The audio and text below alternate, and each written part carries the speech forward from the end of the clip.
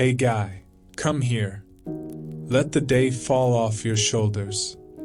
You arrive in Constantinople at the hour when the sky stops showing off and starts whispering. The Golden Horn lies below like dark bronze. Domes turn to silhouette. Lanterns blink awake along the water. You're not here to conquer anything. And honestly, you probably won't survive this the heroic way. You survive this in the quiet way, careful steps, soft attention, and letting strangers help without turning it into a whole thing. So, before you get comfortable, take a moment to like the video and subscribe, but only if you genuinely enjoy what I do here. Drop your location and let me know how your day has really been, your worries, your exhaustion, or even a tiny joy that made you smile. I'm here to truly listen and offer the most sincere, heartfelt advice I can. Now turn off the lights. Take a deep, slow breath. Let your tiredness melt away, and gently close your eyes. Let's drift together into tonight's dreamlike lands. And tomorrow morning, if you still remember, send me a message and tell me what you dreamed. You stand at the edge of the Golden Horn with damp stone underfoot and salt on your lips. The harbor is sheltered here, cradled by the city's curve, so the water doesn't slap the way open sea water does. It murmurs. It slides. Small boats sway on their ropes with tired patience, masts drawing thin lines against a sky turning slowly to ink. Above the quay, rooftops stack upward, and domes rise behind them, catching the last pale gold and letting it go like a long exhale. A ferry noses in with a soft bump. Ropes slap stone. A chain clinks. People step down in a practiced rhythm, foot pause, hand to rail, then forward, because wet stone loves to punish confidence. You let your own pace copy theirs without arguing, and the simple act of matching them makes you feel less exposed, less like a mistake dropped into someone else's city. The air smells of brine and smoke, with a faint sweetness hiding somewhere higher up, bread cooling, maybe, and something spicy you can't name yet. A porter passes with a bundle on his shoulder and doesn't stare. A sailor drifts by smelling of rope and salt, face calm in the lantern light. The inlet softens everything, even sound, like the Golden Horn is filtering the world for you. Somewhere nearby, someone laughs once, quietly, then the night closes over it again. You reach for your pouch out of habit, because this is a city of small exchanges, and your fingers find cloth, then the awful little absence where a coin should be. The one you kept separate. The "don't be careless" coin.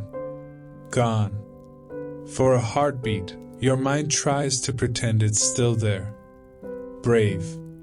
Useless. Then you do the quiet search, pouch again, belt, the fold of your tunic. You keep your face calm like you're admiring the harbor, not bargaining with the idea of starting your night as an unpaid statue. You crouch and scan the cobbles. Lantern reflections dance on wet patches, making every pebble look suspicious. Then you see it, between two stones, right where damp meets dry, a thin circle of metal catching the glow like it's proud of itself. You pinch it between your fingertips. Cool. Gritty. Real. Relief arrives, but it arrives quietly, because the city has already offered a rule: don't feed problems drama.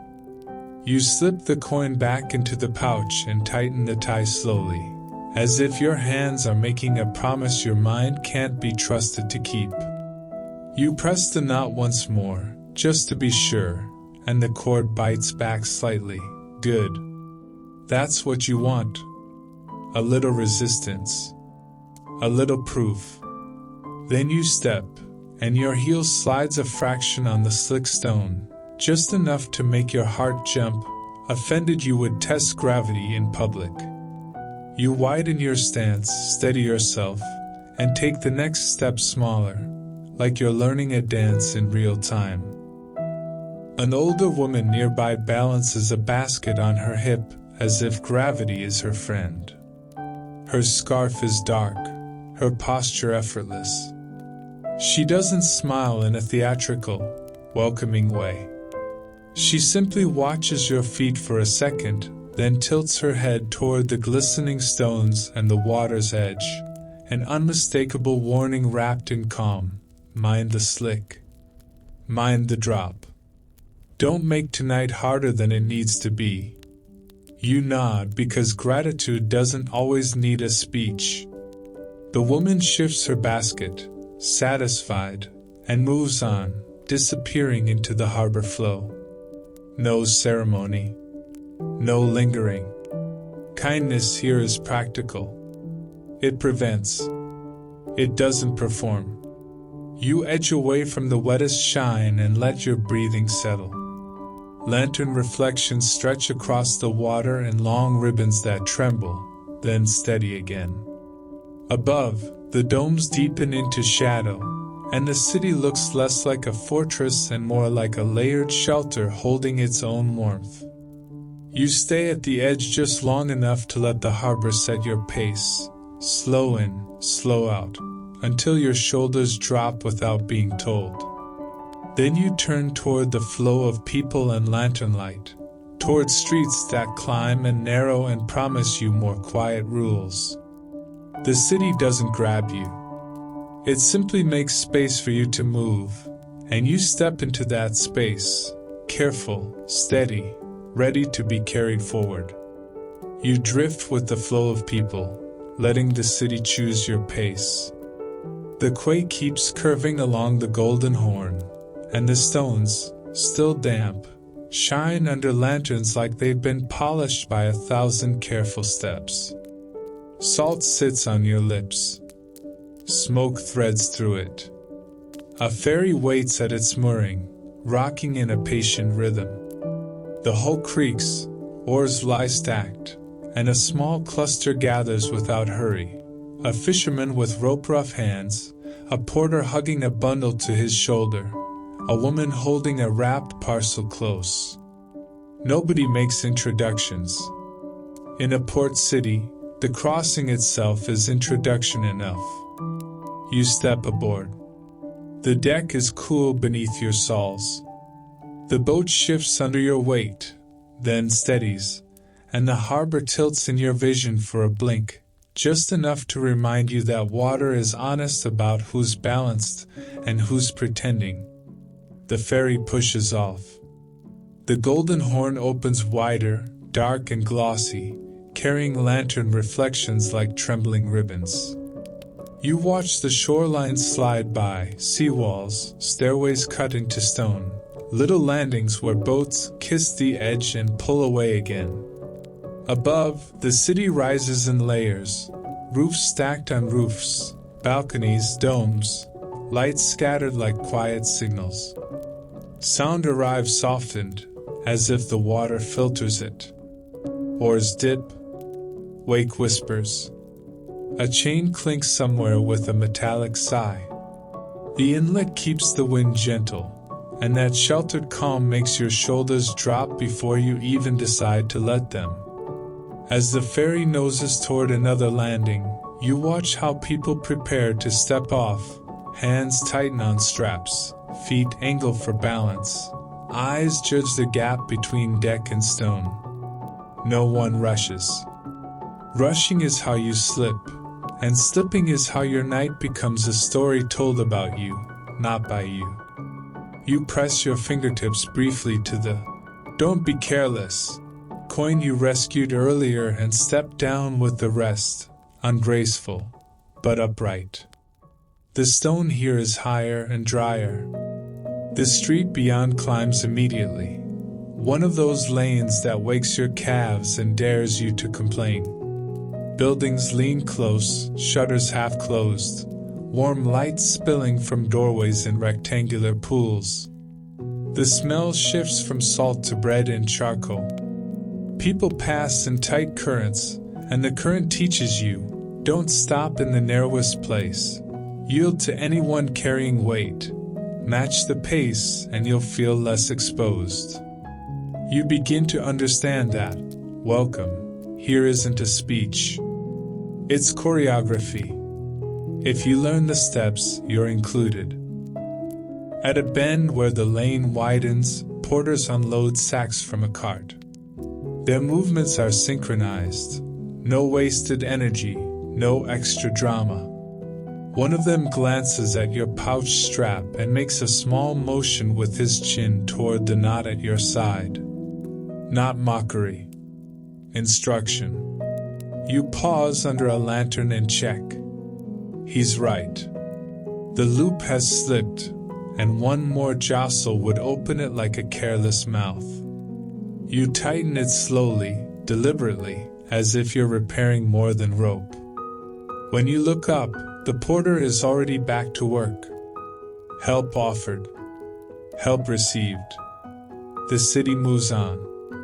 Farther up, the street forks. You hesitate, and the hesitation makes you feel suddenly bright and obvious, like a pebble stuck in the flow. You step aside, letting people pass, and read the paths with your senses, one darker and steeper, the other bending toward a faint glow and the smell of warm food. Your stomach answers first. You follow the glow.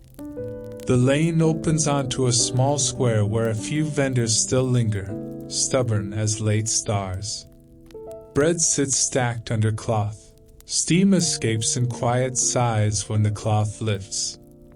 A brazier glows, and someone turns skewers slowly, letting fat hiss and settle. The warmth brushes your face, and your body finally admits it's hungry. Then a smaller, softer problem arrives, almost embarrassing in its simplicity. Your throat tightens. Smoke and salt and climbing have dried you out, and your mouth feels like you've been chewing dust. You scan for water and briefly imagine yourself pantomiming thirst like a desperate actor. You nearly laugh, silently, at the thought. You probably won't survive this, you think, not in the heroic way. A woman near the edge of the square notices you rubbing your throat. She doesn't speak. She pours from a small jug into a clay cup and holds it out, not pushed into you, just offered in the space between you. Her eyes are calm, practical. Hydration is not a mystery. It's a habit. You accept with both hands. The water is cool and faintly mineral, like it remembers stone. It slides down and loosens the tightness instantly, almost offensively fast, as if your body has been waiting for permission to relax. You breathe easier. You blink slower. You set the cup back carefully and nod that quiet gratitude you keep learning to speak. The woman refills the cup for whoever comes next, because tired travelers are common here, and there's no need to turn saving them into a performance. When you step away, back into the lane's gentle current, you carry a simple understanding. In Constantinople, strangers become hosts without claiming the title. They guide you with glances, correct you with gestures, steady you on slick stone, and keep you from drying out in smoky air. The city doesn't hug you. It steadies you. And tonight, that's exactly enough. You keep climbing, and the streets stop feeling like a test and start feeling like a pulse.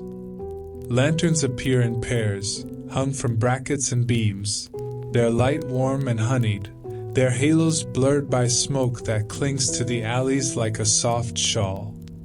The air thickens with charcoal and incense, and then something sharper, something that wakes your senses even while your body begs for sleep. A covered arcade gathers you in. Stone arches repeat overhead, steady and rhythmic, like the city is rocking you through a corridor of breath.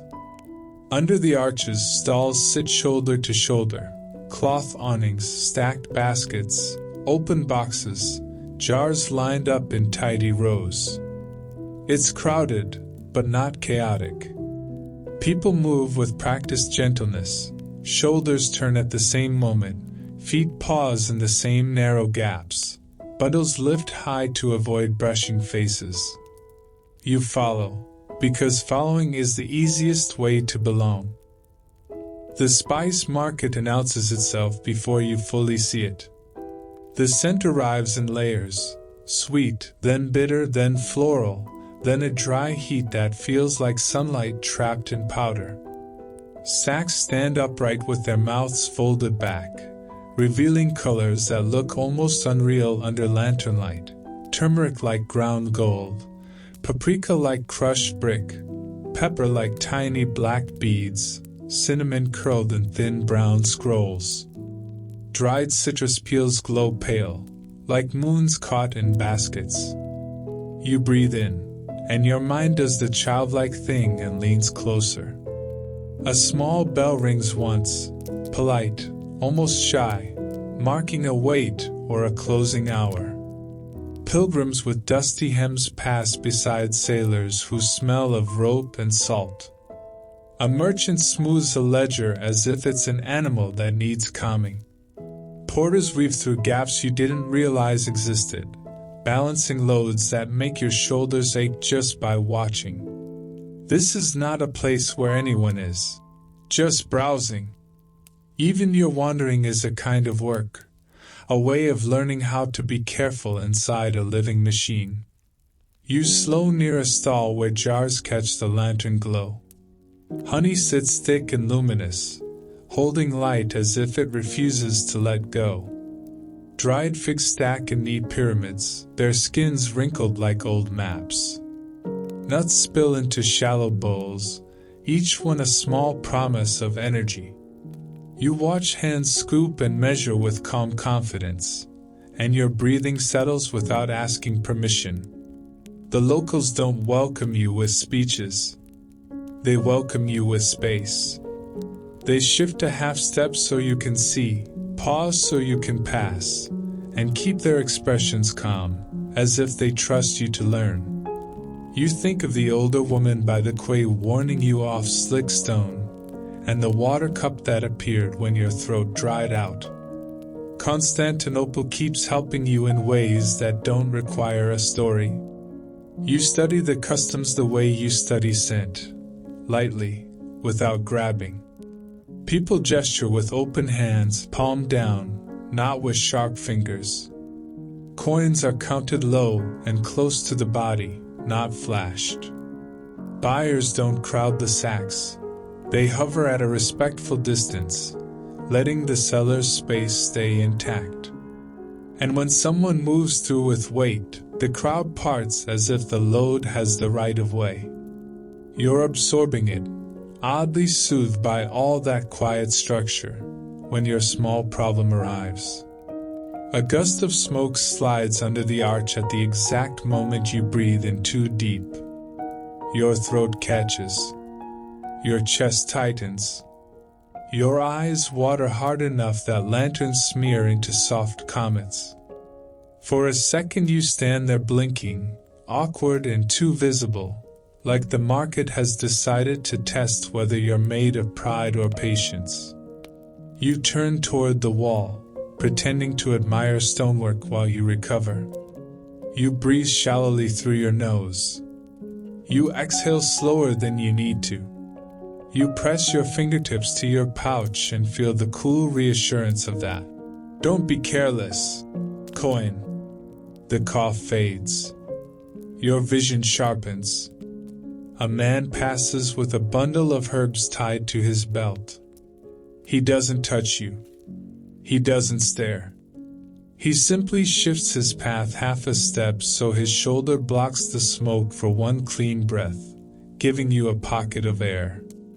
It's so small you almost miss it, but your lungs notice immediately. You borrow that breath, and your body settles back into itself. He continues on, as if helping you breathe is as ordinary as stepping around a puddle. When you look back into the market, everything feels less overwhelming. The colors are still rich, but they no longer demand your full attention. The smells are still layered, but they feel like music now, not noise. You move again, slower and smarter, letting porters pass, letting sellers finish their motions before you step closer. You keep your hands close, not grabbing at beauty like it owes you anything. By the time you drift back toward the arcade's mouth, your senses feel rinsed, overstimulated, yes, but also soothed, as if the market has taken your anxious thoughts and ground them into something fragrant and manageable. You step out from under the arches into colder night air, blinking at the open sky, and you carry a new kind of survival, not the loud kind, but the kind that knows when to breathe shallowly, when to yield, and how to accept a stranger's help without turning it into a performance. You step out into the colder night air and feel the market's perfume loosen its grip on you. The smoke-softened lanterns fade behind the arches, and the street opens again, less sweet now, more salt and damp stone. Your eyes adjust to the broader darkness, and your body does that quiet recalibration it always does after crowds, shoulders down, jaw unclenched, breathing steadier. You keep moving, because stopping too long in a city like this is how you become scenery. The slope eases as you drift back toward the water. The Golden Horn reappears in glimpses between buildings, thin slices of dark bronze, flickering with reflections. You follow those slices like breadcrumbs, letting the harbor pull you with its calmer gravity. Down here, the air changes again. It carries rope fiber and wet timber. It carries fish and tar. It carries that faint metallic note of tools cooling after work.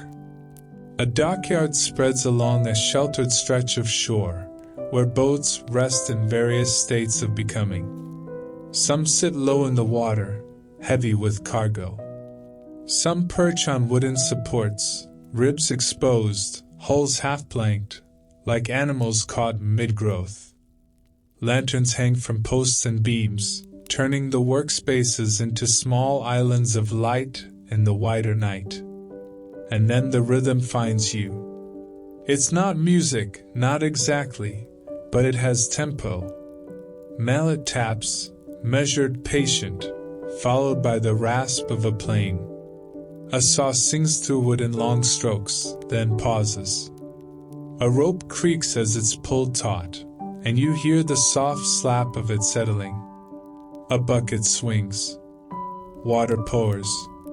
Someone scrapes old pitch from a seam, steady as breathing. The dockyard doesn't shout. It works. You hover at the edge of one light pool, careful not to step into anyone's path. Porters cross with planks on their shoulders, moving as if they share a single mind: turn, lift, pass, set down. A shipwright leans over a hull and runs fingers along a seam with the intimacy of someone checking a pulse.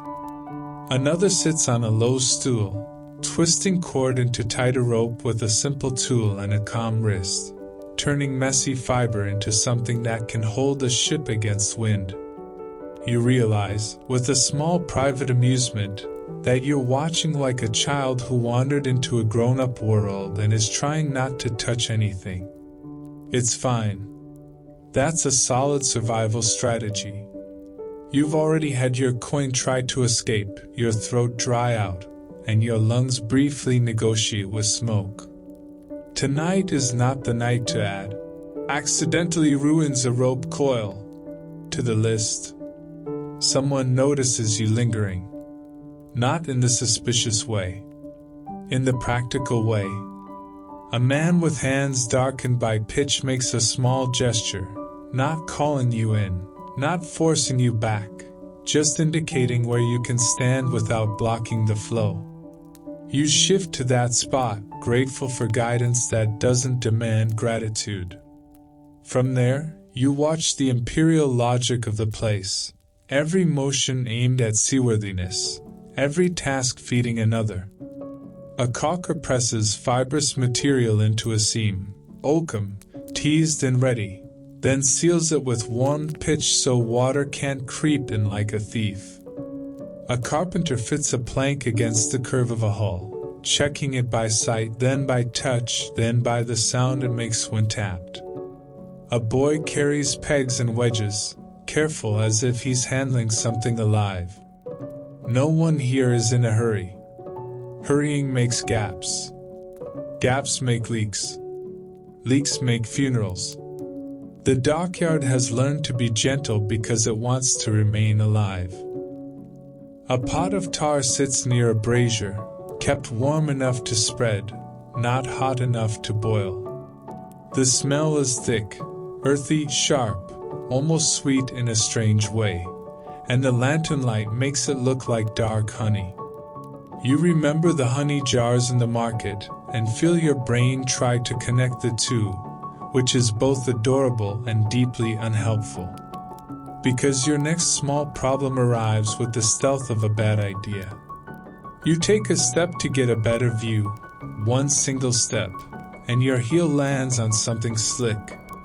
Not wet stone this time. Something softer, stickier.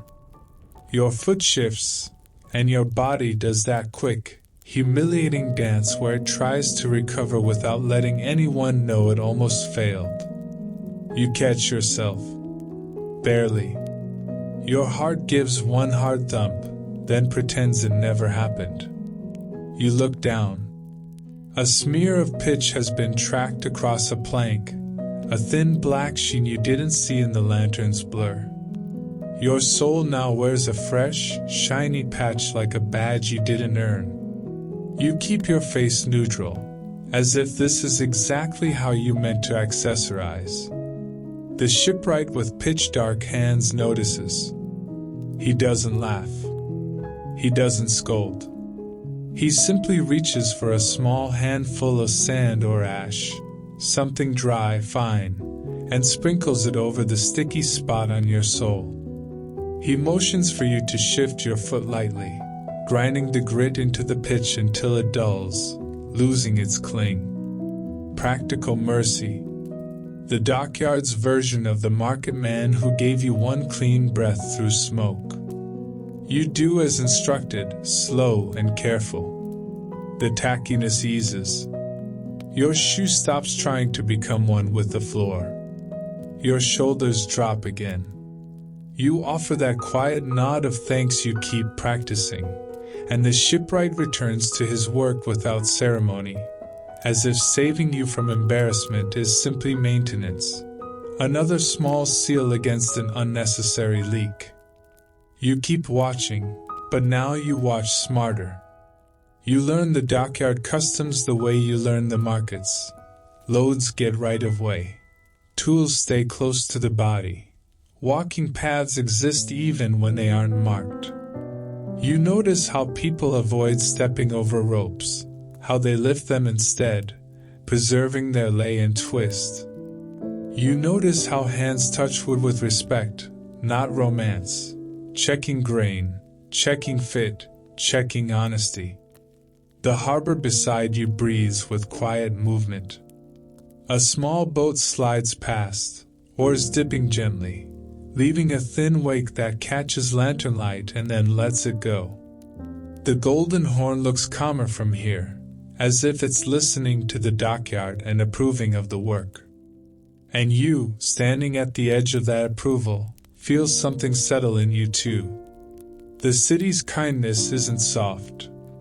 It's skilled. It steadies you on slick stone. It offers water when you dry out. It blocks smoke for one breath. It saves you from tar without making a show of it. It keeps you moving forward, one careful step, one practical lesson, toward whatever the night is quietly preparing to reveal. You leave the dockyard with the smell of tar still faintly clinging to you, as if the city has stamped you with a quiet reminder. Walk carefully, trust craft, don't pretend you're sturdier than you are. The lantern pools thin out as you move away from the beams and hulls, and the noise softens into something more distant. Less hammer, more wave. Less saw, more footstep. The Golden Horn stays beside you like a dark companion. It curves gently, holding the harbor's calm the way a hand holds warm tea, and your eyes keep returning to its bronze-black surface because it's the easiest thing in the world to look at when you want your thoughts to stop sprinting. Along the edge, the seawall runs on, stones stacked with serious intent, interrupting itself with stairways, little gates, and narrow landings where boats can kiss the city and be gone again.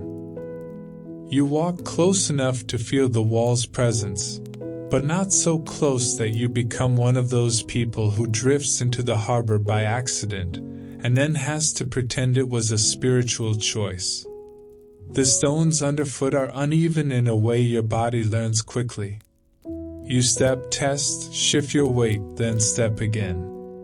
It's the same pattern you watched on the ferry. Balance first, everything else later.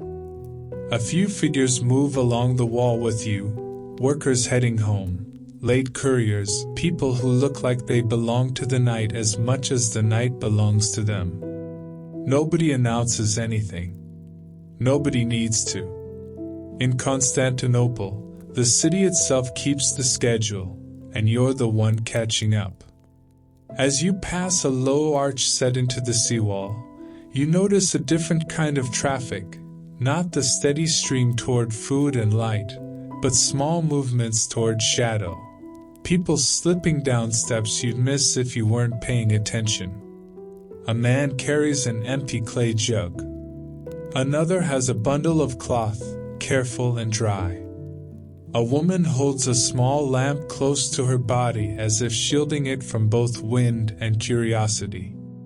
You follow at a respectful distance, mostly because your curiosity is awake even if the rest of you want sleep. The steps descend toward a narrow passage that hugs the wall's inner side. The air grows cooler, and the scent changes. Less salt, more damp stone. It's subtle, but your body recognizes it immediately, the way your throat recognized water before your mind did. You see it then, a small, plain opening in the pavement, an iron ring set into a stone cover dark with use. Not dramatic, not decorated, just there. Ordinary enough that your eyes almost slide past it, like the city is daring you to ignore the most important things because they aren't shiny. A hand lifts, palm down, in a slow, calming gesture from one of the jug carriers ahead, an unspoken rule: keep to the side, don't crowd, watch your feet. You obey. You've learned that these gestures are Constantinople's version of hospitality. They don't hug you. They keep you from falling. As you edge closer, the sound under the seawall becomes clearer, the faint echo of water moving somewhere below, not the open slosh of harbor waves, but the disciplined murmur of flow through channels. The city is famous for its walls and domes and ceremonies, sure, but this quiet infrastructure feels like the real magic. Water brought in, stored, rationed, guided like a secret economy that never sleeps. You imagine invisible routes under your saws, aqueduct-fed streams, brick-lined conduits, hidden reservoirs. You think of columns supporting cistern roofs like forests under stone. You haven't seen them yet, not fully, but the idea begins to press itself into your mind the way night presses itself into the corners of a room. Your small problem arrives the way it always does, quiet, petty, and perfectly timed. The path narrows, and the stones underfoot shift from rough to strangely smooth, worn by countless trips.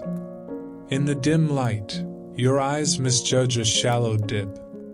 Your foot lands wrong, and for a heartbeat your ankle complains sharply, a bright sting that threatens to become an actual injury if you respond with panic. You freeze. You don't yank your foot away. You don't lurch forward. You simply stand still and let your body find the safe angle again, because you've already learned tonight that pride is slippery. You shift your weight slowly onto your other foot. The sting softens to a warning. Not broken. Not ruined.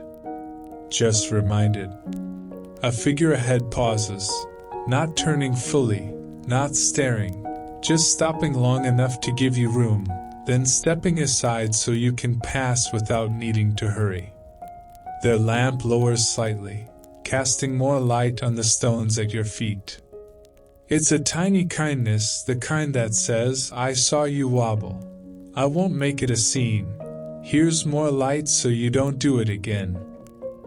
You pass with a quiet nod, and your fingertips briefly find your pouch again, checking the knot, feeling for the coin. Because apparently your hands now cope by confirming that at least one thing in your life is still where you left it. You keep your steps smaller after that, and your breathing stays slow, steady, unembarrassed. The passage opens into a small recess where the seawall thickens. Here, the city shows you one of its plain-faced secrets. A stone curb that looks like nothing until you notice a thin trickle of water feeding into a shallow basin, the surface trembling under the lamp's glow. People approach one by one, fill their jugs, move away. No chatter. No ritual. Just a quiet, practiced flow of bodies and water. You watch how careful they are, how they keep the mouth of the jug clean, how they don't waste, how they don't jostle. Water here isn't a backdrop. It's a shared agreement. You lean in, not touching, just listening. The basin has its own sound, a soft, continuous thread that makes the night feel less heavy. You remember your throat drying in the square, and the clay cup appearing like mercy with no explanation. This is where that mercy comes from, one route among many, kept intended, hidden in plain sight, guarded not by soldiers but by habit. Then your eyes catch another detail. The iron ring in the stone cover nearby, scuffed by countless hands. A discreet seam around it. An opening that could lead down deeper, to where the city stores its calm. You don't open it. Of course you don't. You're not here to vandalize history like a bored tourist with entitlement. You simply stand close enough to feel the cool breath rising through the cracks, carrying the scent of underground water and old brick. The air is different down there. Heavier. Quieter. Like a room that has been waiting in the dark for centuries and doesn't mind waiting a little longer. You step back toward the seawall path with a new awareness under your skin that every ordinary stone you walk on might be covering something essential. That Constantinople isn't only above you in domes and lanterns and crowded markets.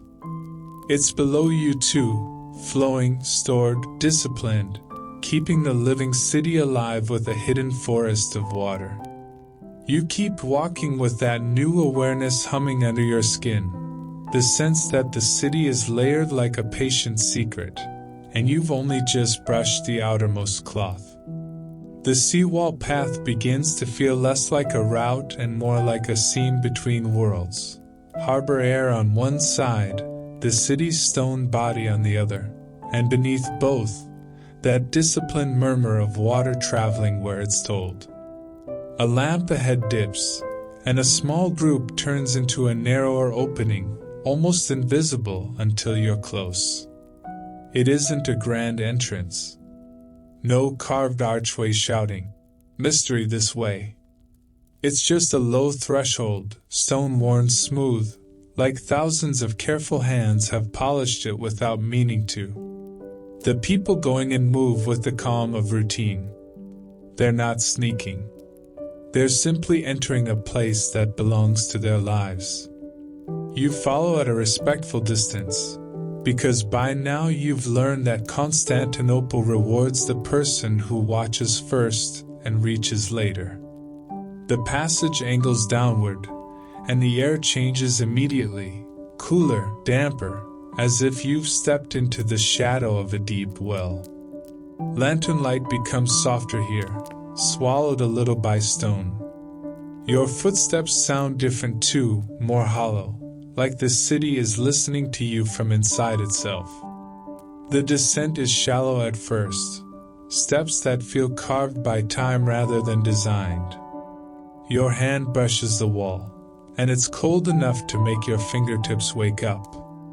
The smell is mineral and old, wet brick, quiet mold, iron traces. It's not unpleasant. It's honest.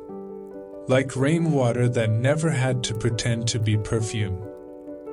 Then the corridor opens, and you stop, not dramatically, not with a gasp, because you're trying to keep your dignity, but your body still pauses as if it needs a moment to update its understanding of reality.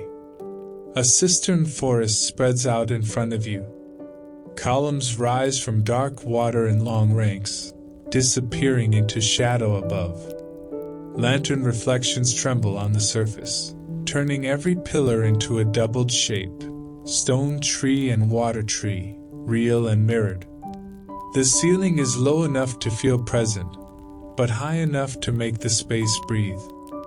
And everywhere, the sound drip, drip, drip, a slow, steady pulse that seems to measure time more gently than clocks ever do. You step forward, and the air cools your face like a damp cloth.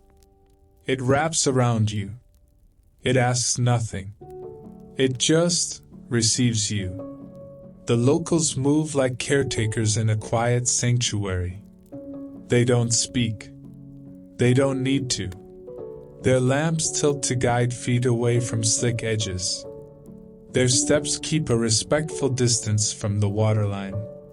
They know which stones are safe and which ones are treacherous, and their bodies remember it the way your body remembers how to breathe. You follow the path, narrow, slightly raised, threading between columns. Your eyes travel up the pillars, along their worn grooves, along the stains of centuries where water and stone have negotiated. In places, the columns are mismatched, like the city has gathered whatever it could, repurposed pieces from older structures, each one pressed into service beneath the living world above. It's a quiet kind of thrift, a calm refusal to waste what still stands. The water is still, but not dead. You see faint ripples where a drip lands. You sense movement beneath the surface, something living, patient.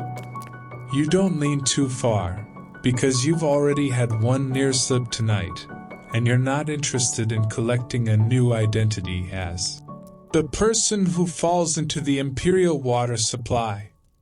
And yet you can't help leaning in with your attention. The cistern makes your mind slow down. It's the opposite of the spice market. No bright colors, no loud scent. Just shadow, repetition, and the softest music of dripping water. Your thoughts, usually so eager to sprint, begin to walk. Your heart follows. A caretaker ahead lifts a lamp slightly and angles it toward a patch of path where algae makes the stone shine. The gesture is small, but clear. You shorten your step. You place your foot carefully. You pass without slipping. Again, welcome here is a form of prevention. Then your small problem arrives, and it's almost comically human. Your lamp, your borrowed light, your fragile little circle of clarity, flickers. The flame dips, then flutters. The air is damp enough that it feels like it's teasing the wick. For one uneasy moment, the lantern's glow dims and your imagination does what imagination always does in the dark. It drafts worst-case stories with embarrassing enthusiasm. You hold your breath, which is exactly the wrong thing to do, because panic is a kind of hunger, and it always wants more. You steady your hands. You tilt the lamp slightly, letting the oil feed the wick again. The flame catches, brightens, then settles into a smaller, steadier glow. A figure beside you, one of the locals, slides a thumb along the edge of your lantern's vent, opening it a touch more. You feel a whisper of airflow, and the flame stabilizes fully. No words. No fuss. Just the correction you needed, delivered as casually as someone handing you a cup of water in the square. You nod, grateful, and the figure moves on, their own lamp gliding ahead like a slow firefly. The Cistern forest continues to hold you in its cool palms. As you walk deeper, you notice how the columns shape the air.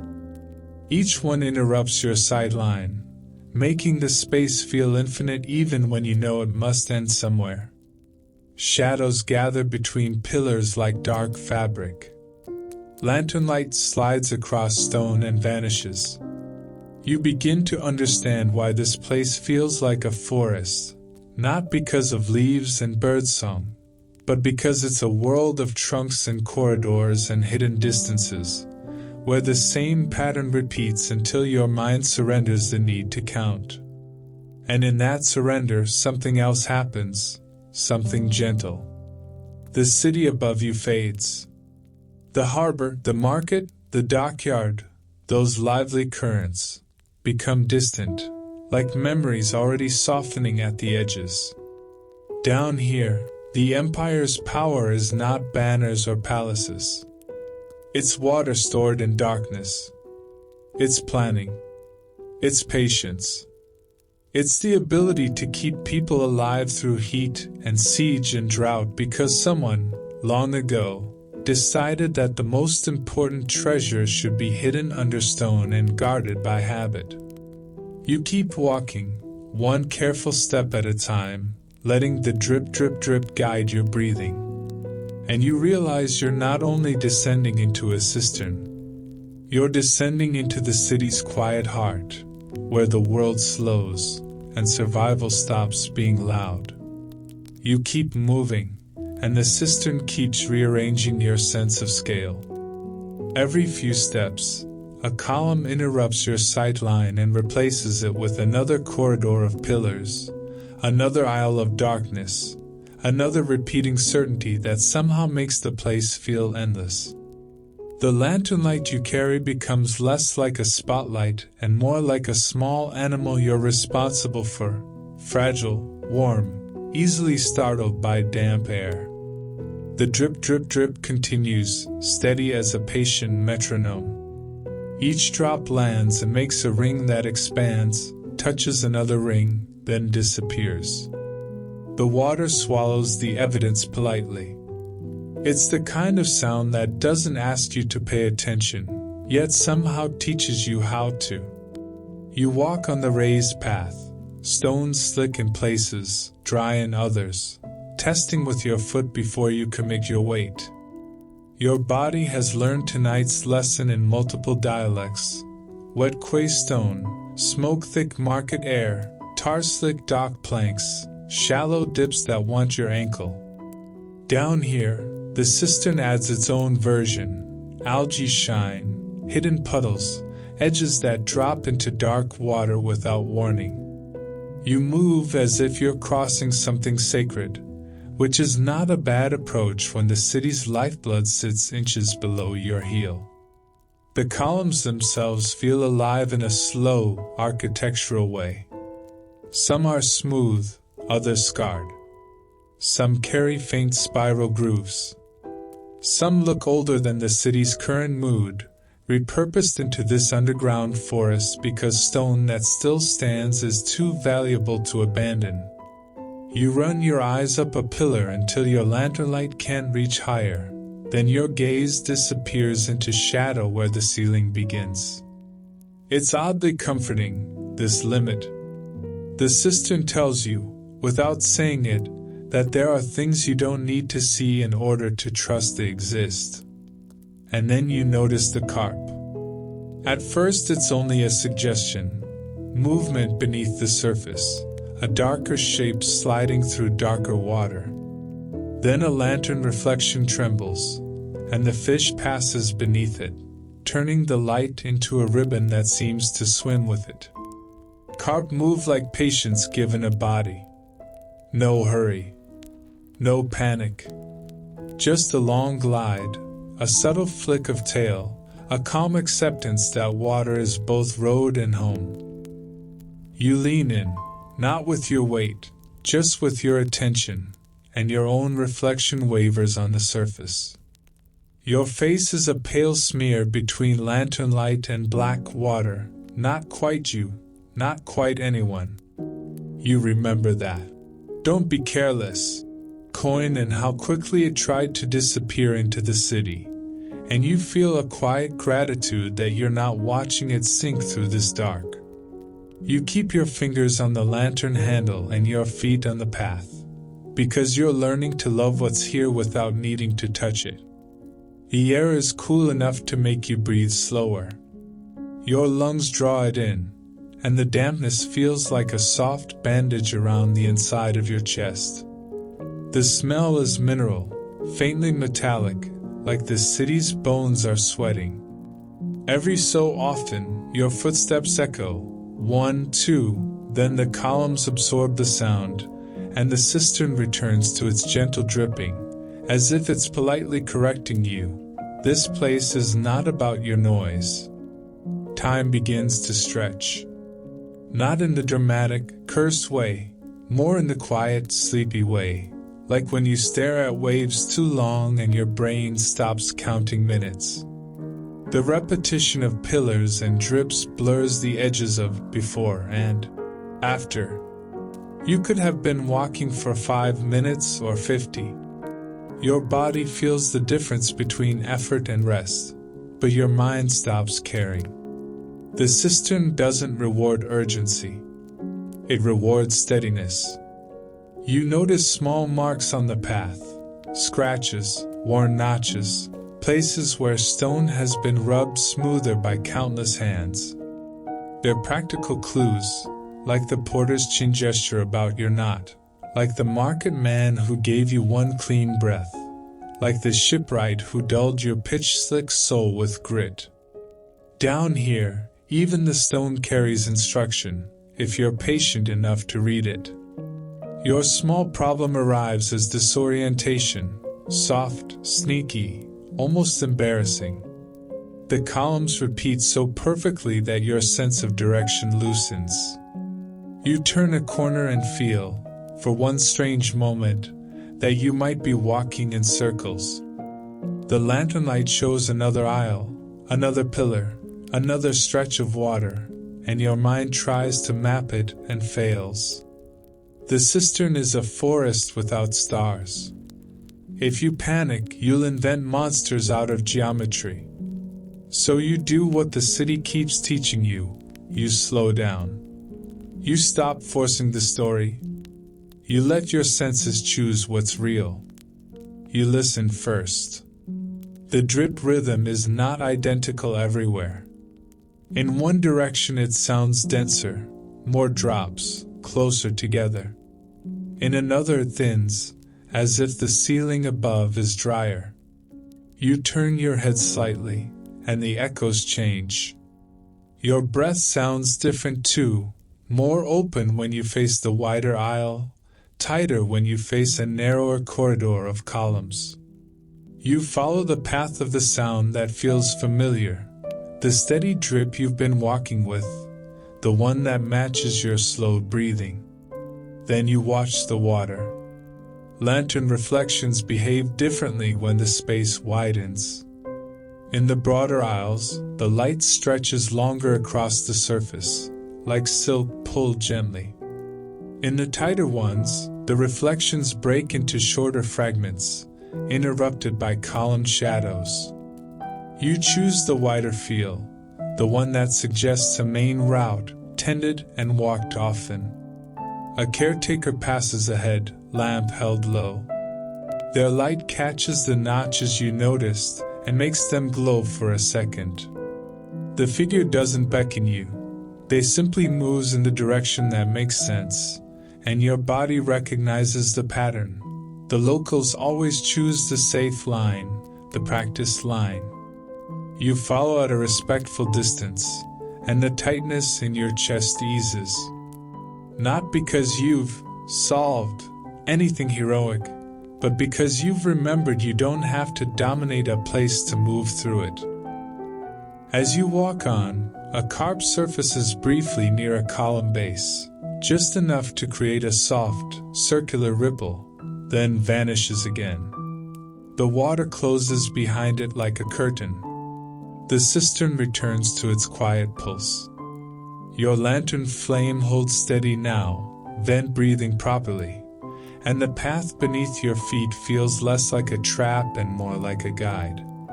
You realize, with a kind of sleepy clarity, that this is what the city is doing to you. Above ground, Constantinople is movement and trade and skill and smoke. Down here, it's repetition and storage and hush.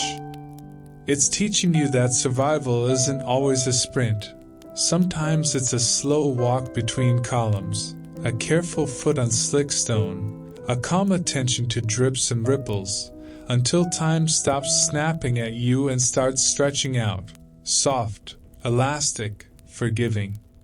You follow the caretaker's steady line as if it's a thread laid down just for you, and the cistern continues to soften your edges.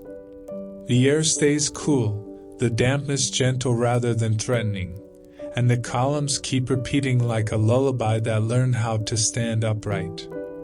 Your lantern light slides along stone and water, then fades into shadow where the forest goes on without needing you to witness it. The caretaker slows at a junction where the path splits, one branch narrower, darker, more intimate, the other slightly wider, marked by more worn stone and faint scratches that look like decades of careful traffic. The figure doesn't turn and announce anything. They simply tip the lamp toward the wider branch, making the notches glow again, then continue that way. You follow, because you've stopped pretending you're the smartest creature in the room. The cistern rewards humility, and honestly, humility is lighter to carry. As you walk, you notice the small things that signal a world kept alive by routine. Here and there, a shallow groove in the stone guides runoff away from the path. In one spot, a patch of algae has been scraped back, leaving a rougher, safer texture underfoot. In another, a loose pebble has been wedged into place to stop it from rolling. These aren't grand acts. They're maintenance. And maintenance is a kind of love, the least theatrical one. A second caretaker appears from a side aisle, lamp held higher. Their clothing is plain, practical, dark enough to disappear into the cistern if the flame went out.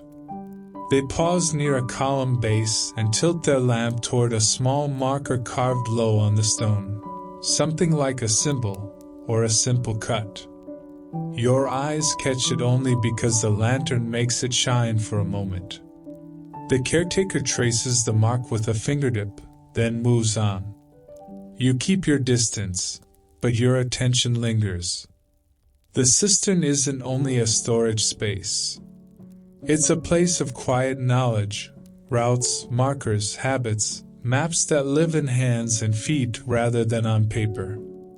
You round another line of columns and find a small platform where the path widens just enough for people to pass comfortably. Here, a few locals stand with jugs, waiting their turn to fill them from a spout that feeds down into the cistern system. The water's movement is soft, controlled, never wasteful. Nobody shoves. Nobody complains. The patience feels baked into the stone. You step aside, letting the routine continue without your interference. You watch the way they handle their lamps, always angled so soot doesn't stain the ceiling too much, always held close to the body so the flame is protected, always used to light the next safe step for someone else. It's a choreography of care, quiet and exact. Then you notice the quiet maps in action. A man finishes filling his jug and, before leaving, touches the side of a nearby column twice. Tap, tap, then drags his fingers along a seam in the stone as he passes.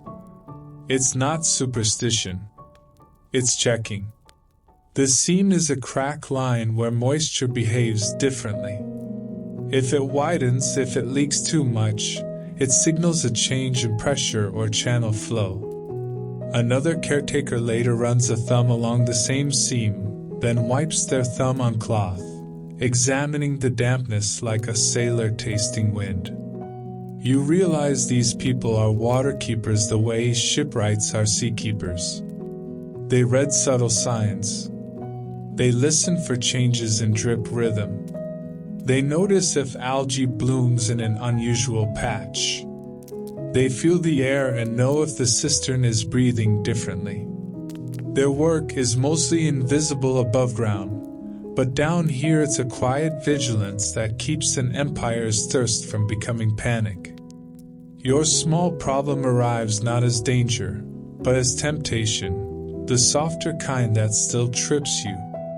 You spot a side aisle that looks untouched, fewer scratches on the stone, deeper shadow, water darker, columns spaced in a way that makes the corridor feel like it leads somewhere secret.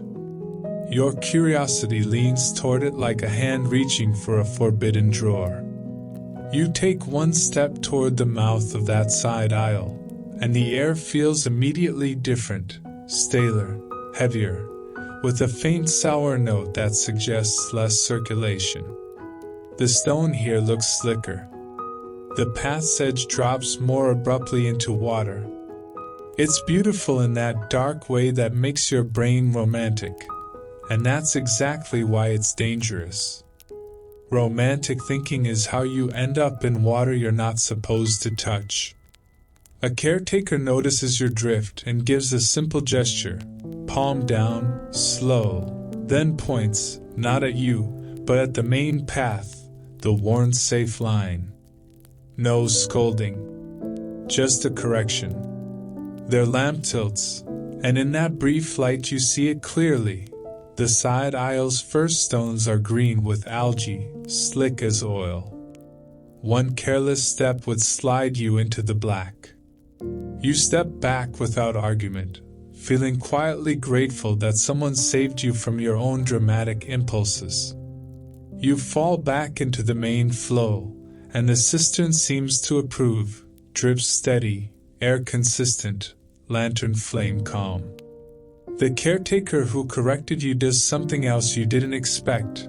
They pause at a column and adjust a small wedge of stone at the path's edge, nudging it back into place. It's as if they're sealing the gap you almost created, not physically but conceptually, keeping the boundary between safe and unsafe clear for the next tired traveler who might wander. As you continue, you begin to notice that the cistern's forest is not uniform. Some columns stand in perfect grids. Others cluster irregularly, as if the space has been expanded and patched across centuries.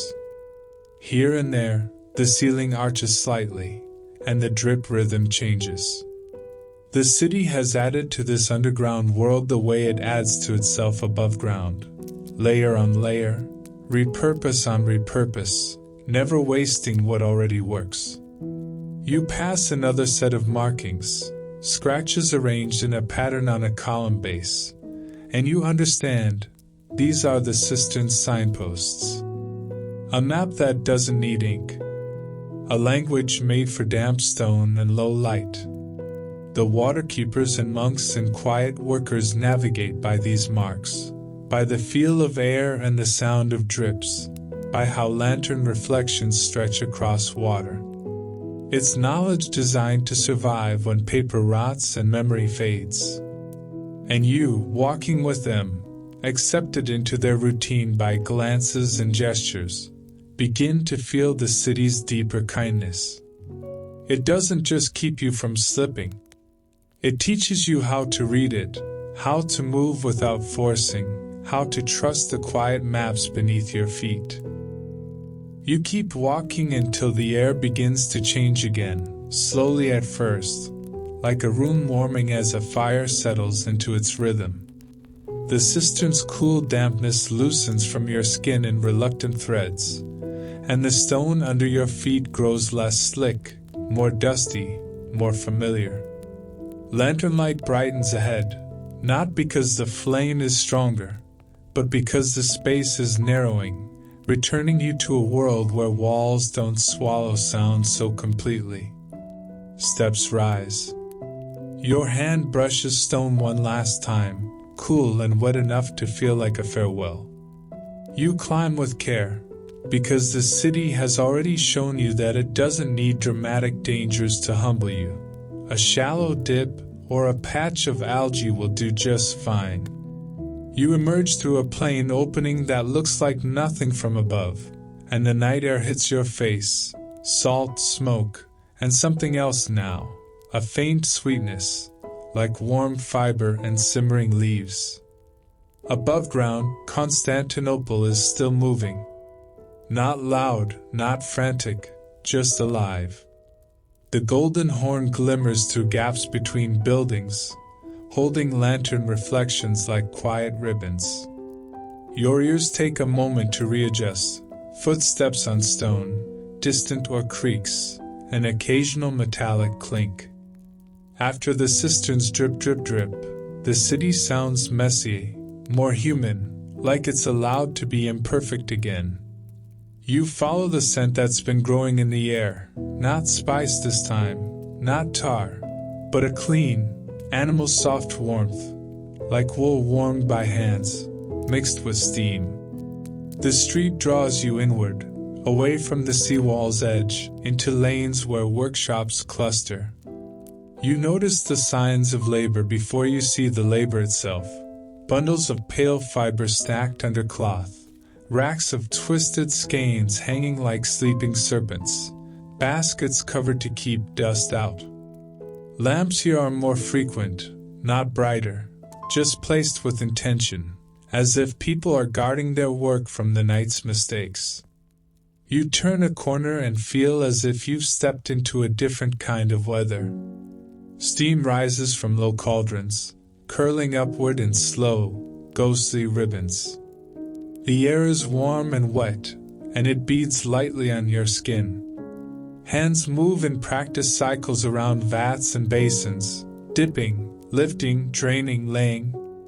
Thin strands of silk, so fine they almost look like light, are gathered, teased, and reeled with an attention that borders on devotion.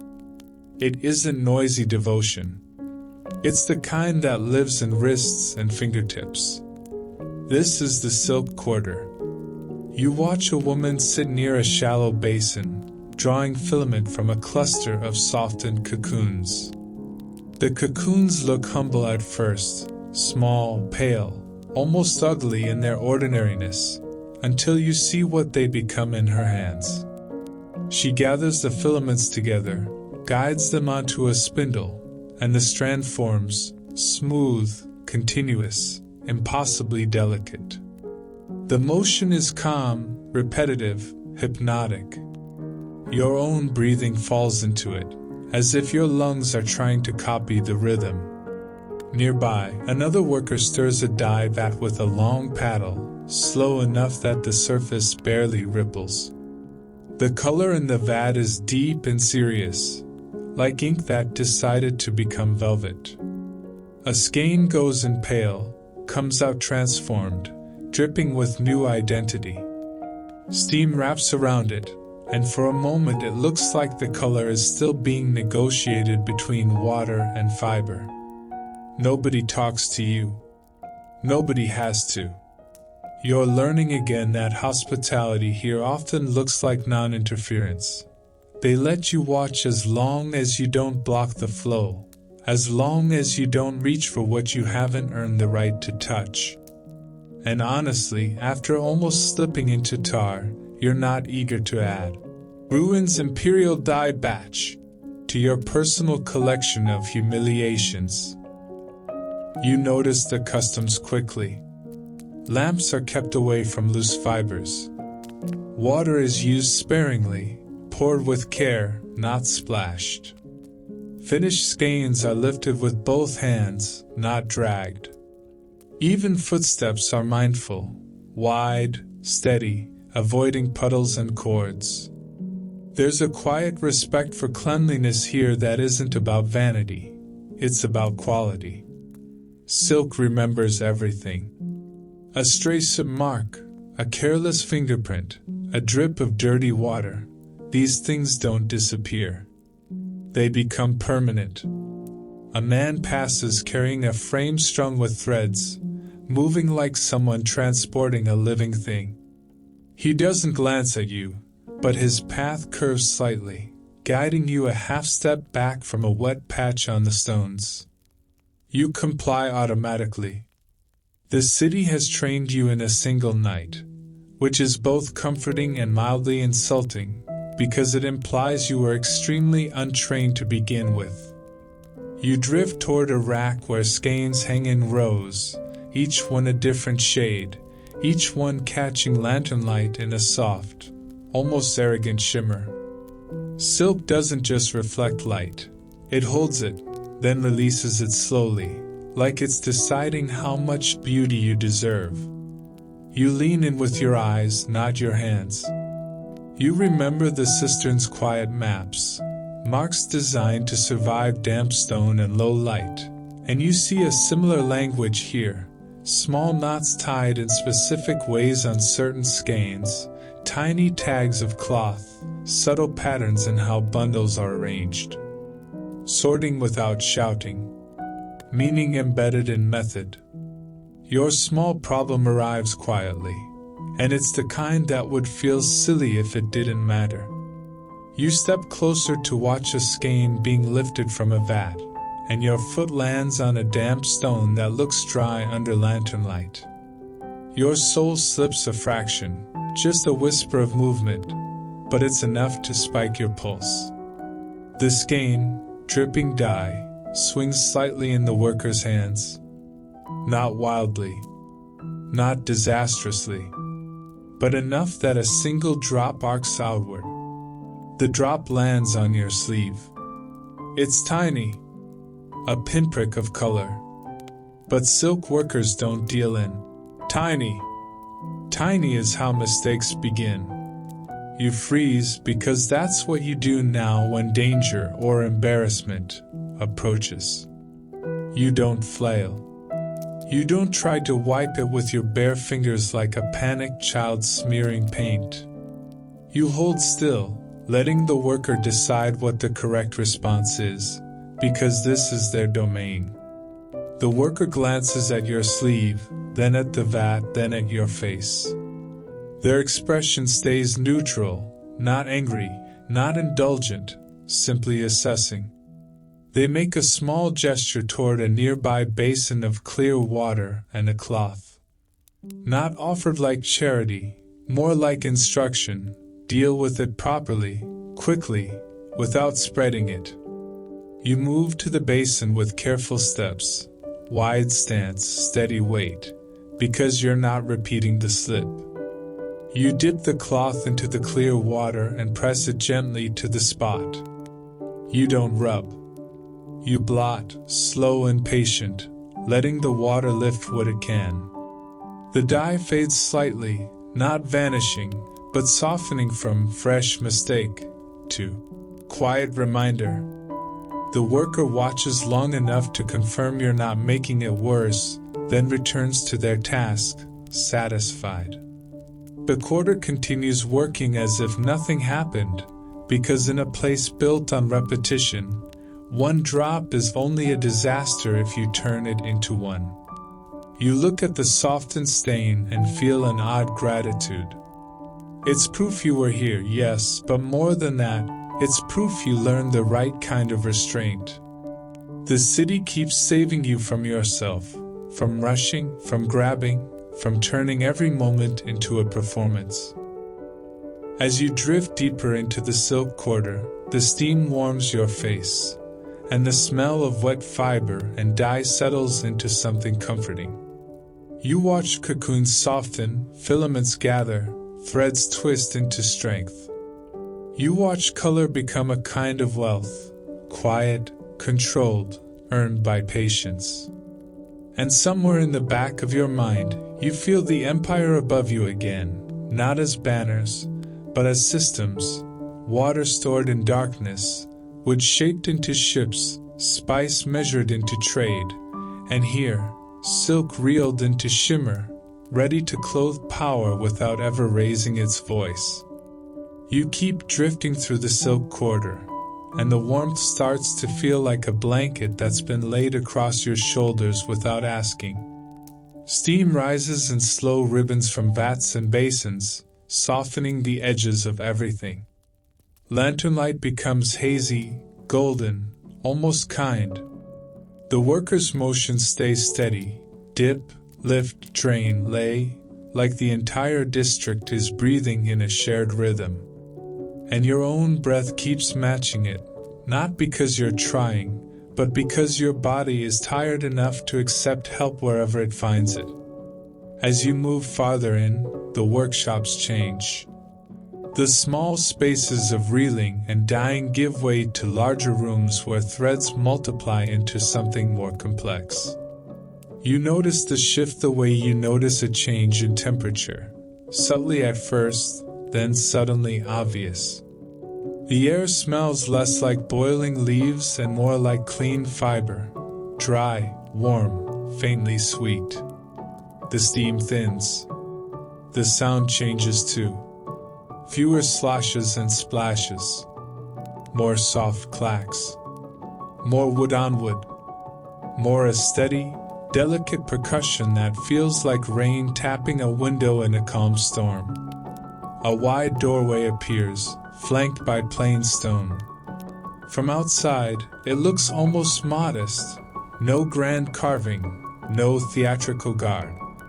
But the light spilling out is brighter, more controlled, and the people entering move with a slightly different posture, shoulders set, hands clean, steps measured as if the floor itself deserves respect. This is where silk stops being thread and becomes statement. You step in carefully, and the space opens around you. An Imperial loom hall. Rows of looms stand like disciplined animals. Large frames of wood, taut with warped threads that catch the light. The threads look like pale rivers running straight and tight, waiting to be crossed. Above them, beams and rafters hold lanterns placed with intention, bright enough to reveal flaws, not so bright they heat the air. The room is warm but not humid. The warmth here is controlled, like everything else. Weavers sit or stand at their stations, bodies aligned with the loom's geometry. Hands move in precise loops, guiding shuttle, beating weft, adjusting tension. The sounds are hypnotic, clack, thump, whisper, repeating in patterns that feel both mechanical and intimate. Each loom breathes in its own rhythm, but together they form a collective pulse, like a heart you can hear. You watch a shuttle slide through the warp, carrying a thread that glints faintly, metallic, almost alive. Gold thread.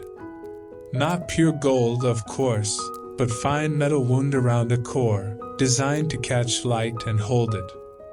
It's used sparingly, the way you use salt. Too much ruins everything. Here, A single line of gold can turn cloth into authority. A supervisor passes along the row, not barking orders, no dialogue, no drama, just observing. Their eyes scan for irregularities, a thread too loose, a line drifting, a tension imbalance that could ruin hours of work. Their hand pauses over a loom frame, fingers hovering, then they make a tiny adjustment, a twist, a tap, a correction so small you'd miss it if you blink. The cloth being woven doesn't change dramatically. It simply continues toward perfection quietly. You feel something in your chest soften at that. The whole city has been teaching you this. Survival is tiny corrections made early. A knot tightened before it slips. A breath taken before smoke chokes you. Grit pressed into pitch before you fall. A lamp vent opened before the flame dies. This loom hall is the same lesson, only translated into silk and power. The locals here welcome you differently. They don't offer cups or gestures as often, because the environment itself is stricter. But they make space. They angle their bodies so you can pass without brushing threads. They slow a fraction when you approach, making sure you don't startle the loom's rhythm. Their hospitality is precision.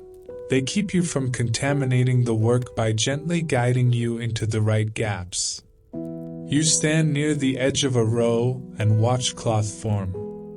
It begins as nothing, just threads crossing, but slowly, pattern emerges. It's subtle at first, a faint geometric motif, a repeating curve. Then it becomes clear, an imperial design, disciplined and deliberate, made to be seen by people who understand what symbols mean. This isn't clothing. It's messaging. It's the empire speaking in shimmer. You notice how the weavers treat the material like something both fragile and stubborn. Silk wants to snag. It wants to slip. It wants to remember every mistake. The warp must be kept evenly tensioned. The weft must be beaten just enough, not too harsh. Hands are clean, nails trimmed. Tools are placed carefully. Even the floor looks swept, because a single splinter could catch a thread and turn a masterpiece into a quiet disaster. Your small problem arrives in the form of your own body. Tired, human, slightly clumsy. After hours of walking, your shoulders slump. Your grip on your pouch loosens. You shift your weight and feel the faintest tug as the strap slides on your shoulder. It's not dramatic, but the movement brings you closer to a loom frame than you intended. The nearest weaver notices instantly. Not with panic, with professional reflex.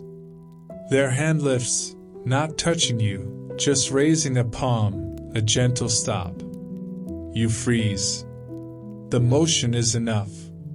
You realize you were one careless step away from brushing the warped threads with your sleeve, still carrying that faint dye memory from earlier. That would have been catastrophic in a room where cleanliness is law. You step back slowly, as if reversing time. Your cheeks warm, and you feel the old embarrassment try to flare, but the weaver's face stays neutral, no judgment, just prevention. They return to their work as if the moment never happened. The loom continues clacking. The cloth continues forming. The empire continues being built thread by thread. You adjust your strap, tighten your hold, and choose a safer viewing angle. Again, the city doesn't shame you. It simply corrects you. As you watch longer, you begin to see the loom hall's hidden complexity. It's not only the weavers. It's the unseen supply chain, silk reeled and dyed in the quarter, sorted into skeins, delivered here. It's the careful accounting of precious threads, especially the gold.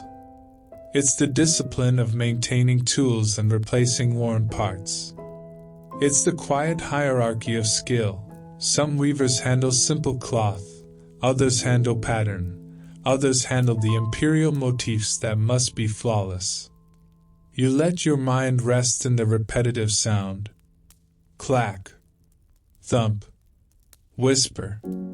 The rhythm is almost like dripping water, only translated into wood and thread. It brings you back to the Cistern forest, where columns repeated until time stretched. Here, looms repeat until thought softens. Different world, same calming structure. And in that softened state, you understand something that feels both obvious and oddly comforting. Constantinople's greatness isn't only in what it shows. It's in what it maintains.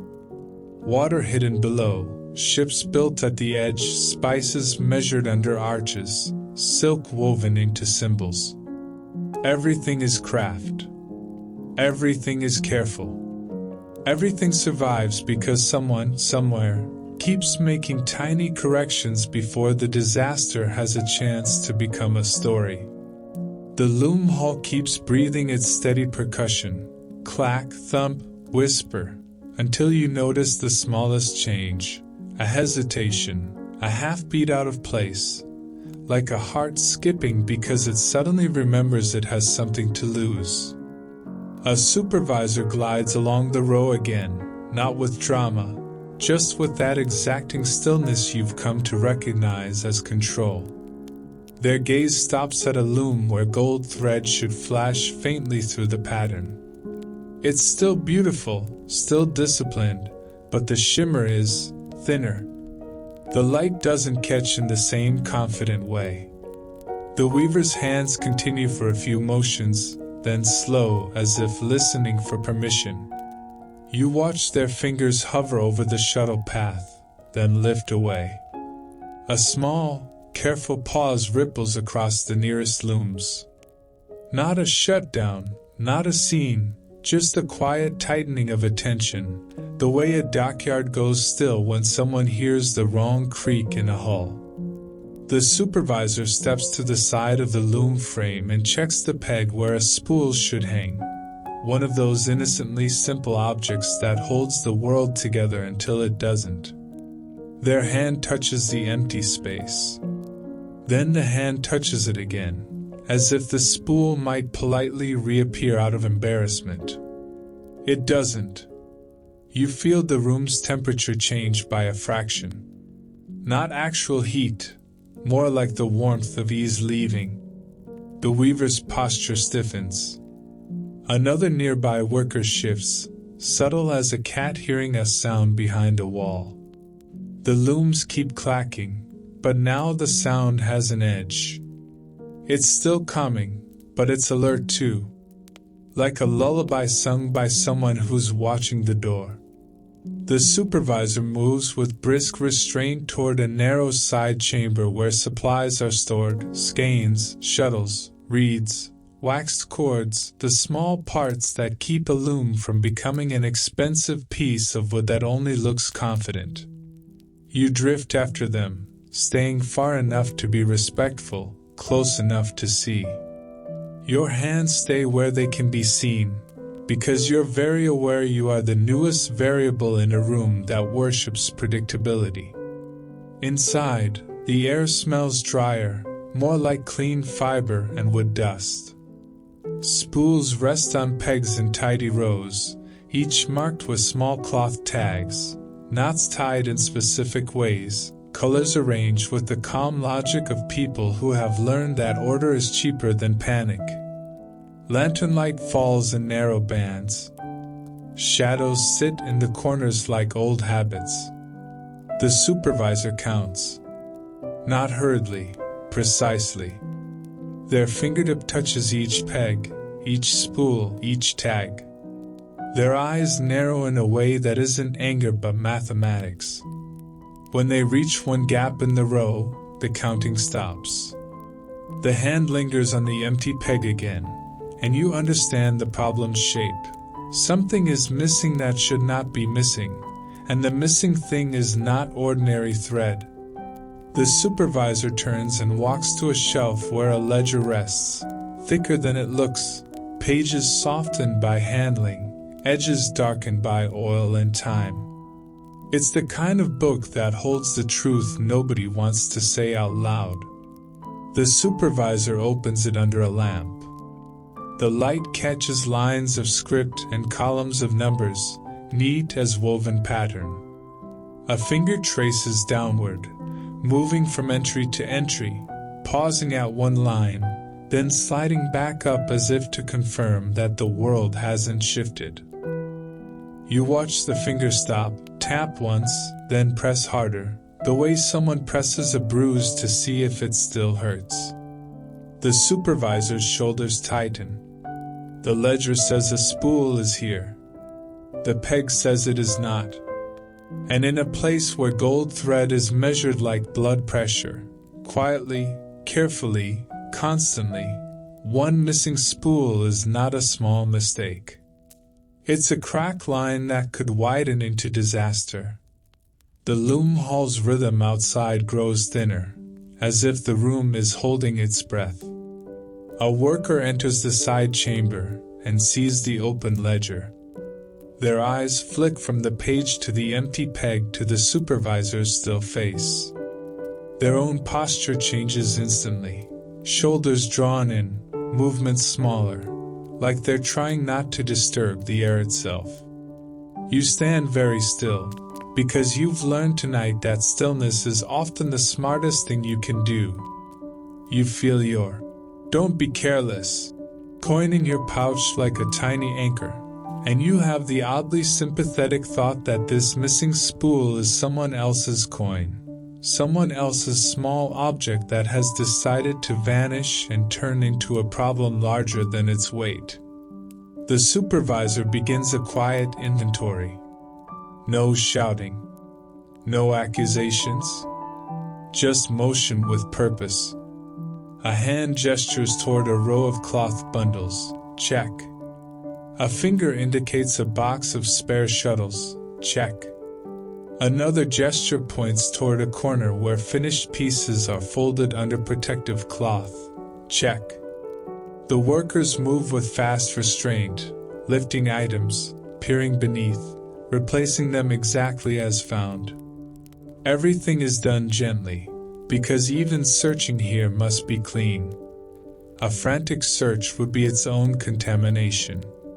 Your small problem arrives in the form of your own nerves trying to help too loudly. You want to point, to move, to prove usefulness. The urge is almost physical, an itch under your skin. But you remember your sleeve's faint dye stain and how quickly a single drop became a lesson. You remember nearly brushing the warped threads, saved only by a raised palm. In this room, help without permission is just another risk. So you help the way the city keeps teaching you, by not making it worse. You step back into a patch of shadow, keeping your lantern steady, keeping your body out of the traffic line. You watch with the patience of the Cistern waterkeepers, reading tiny signs instead of forcing a big story. And because you're watching, you notice something. Near the doorframe, a smear of metallic dust clings to the wood, so faint it looks like ordinary grime until the lantern catches it. It glints, just once, like a shy echo of gold thread. You don't lunge toward it. You don't touch it with your bare fingers like someone who wants to become the hero of a scene that doesn't need a hero. You simply tilt your lantern slightly and angle the light so the supervisor's gaze can catch the glint. The supervisor's eyes follow the reflected line, and their attention snaps onto it with the clean precision of a needle finding thread. A cloth appears, brought by a worker, and the supervisor dabs the smear gently, lifting a trace of the glittering dust onto the fabric. Confirmation without melodrama. Something gold has passed through this doorway recently. The spool didn't evaporate. It moved. The supervisor closes the ledger halfway, thumb marking the line, and makes another small, decisive gesture. A worker points toward the loom hall, another toward the supply shelves, another toward the door leading outward. The room divides into tasks the way the dockyard divides labor, quietly, efficiently, without wasting breath. And then the supervisor looks at you, not suspicious, not warm, simply weighing whether you are steady enough to be used for something that matters. You hold your hands visible. You stand calm. You let your posture say what words are not allowed to say. You won't make a scene. The supervisor lifts the ledger, taps the marked line once more, and then motions toward the doorway out of the hall, the direction of the broader quarter beyond. The meaning settles into you like a slow bell tone. This missing spool is about to leave the safe boundaries of the loom hall and become a city problem, one that threads through workshops, docks, storerooms, and routes you've only begun to understand. You step after them, feeling the Empire's anxious machinery engage, quiet gears turning, careful feet moving, order trying to reassert itself before chaos has a chance to feel invited. You move out of the loom hall with the supervisor's quiet urgency pressed into the air around you, like a thin sheet of tension laid over everything.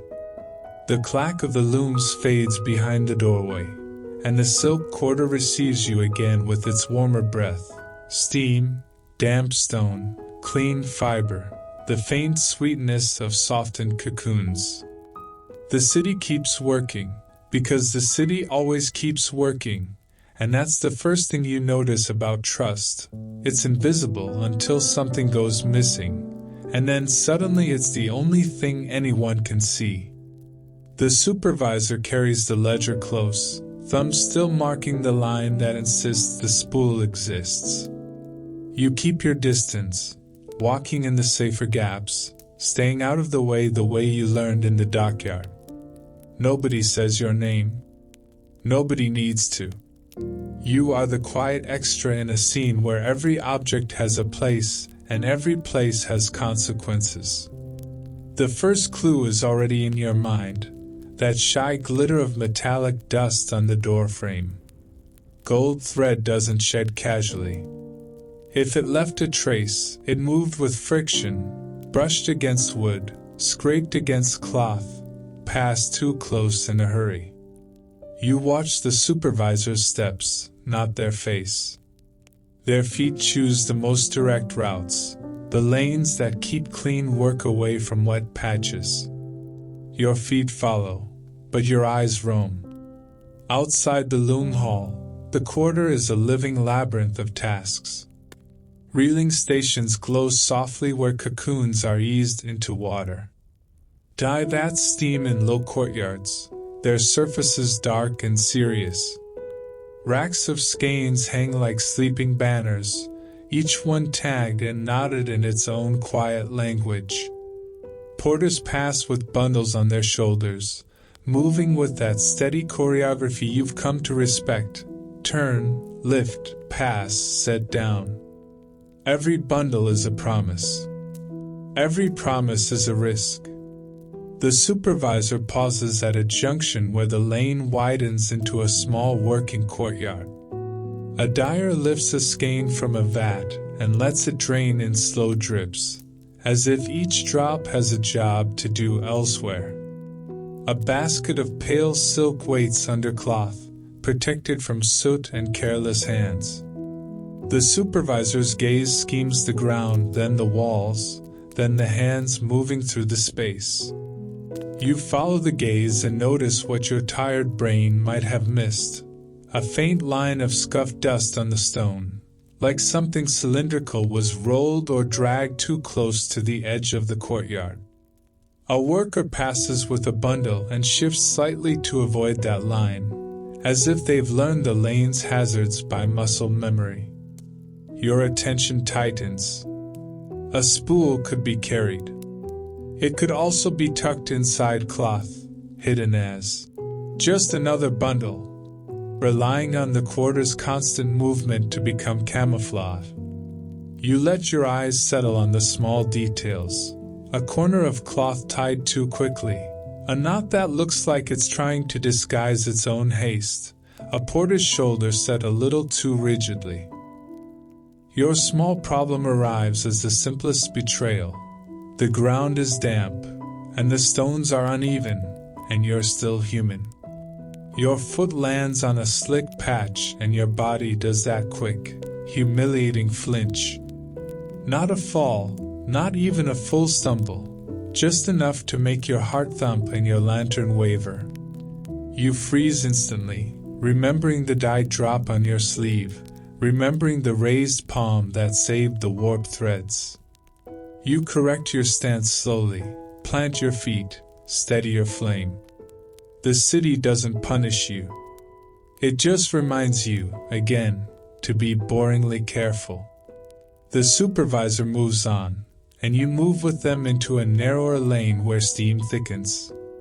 Divats line a sheltered space, their mouths dark, their rims stained with color like the edges of old dreams.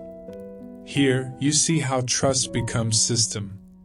Water is measured. Heat is controlled. Time is counted not with clocks but with routine, dip, lift, drain, rinse. A wrong skein in the wrong vat is not just a mistake. It's a ripple that ruins hours, stains reputations, breaks agreements between workshops. A porter steps out from behind a hanging rack of skeins, carrying a low crate. The crate is covered with cloth, tied down with cord. The cloth is clean, but the cord shows a faint sparkle in the lantern light, so subtle you could call it imagination if you weren't already primed to see gold everywhere. You don't chase the porter like a melodramatic detective. You simply shift your path so you can watch where the crate goes. The porter heads toward the quarter's edge, where the streets tilt down again toward the harbor. The supervisor notices too, not your suspicion, but the direction, and quickens slightly, still controlled. You feel the city's logic click into place. If the spool leaves the quarter, it becomes harder to trace. The silk world has its own language of tags and knots. The harbor has rope, tar, salt, and crowds that swallow details whole. You follow, keeping your lantern low so it doesn't draw eyes. The lane opens, and the smell changes from steam and fiber to salt and wet wood. You're back near the Golden Horn's working edge, where bundles become cargo and cargo becomes money and money becomes someone else's problem. Boats rest at small landings. Men shoulder sacks. Women pass with baskets, moving like they know every slick stone by name. A cart creaks over uneven ground, wheels leaving faint arcs of damp mud that dry into pale lines. The porter with the crate pauses near a loading area where goods are sorted. Here, trust is public. A bundle is weighed, a tag checked, a knot inspected. You can almost see the agreements floating in the air. This many skeins for that many coins. This dye lot delivered by dawn. This cloth promised to someone whose face you will never meet. Nobody says these things aloud. They don't need to. The whole harbor runs on the assumption that hands will do what hands agreed to do. The porter sets the crate down near other covered bundles. For a moment, the cloth shifts, and the lantern catches a dull gleam beneath, rounded, metallic, not the shimmer of silk. Your pulse tightens. You glance toward the supervisor, who is watching with that unnerving stillness. A worker approaches the pile and checks tags with quick, practiced movements. Their fingers hover over the crate's cord, then move on, as if the crate is marked in a way that tells them not to touch. That's the second lesson of trust. It isn't only about honesty. It's also about permission.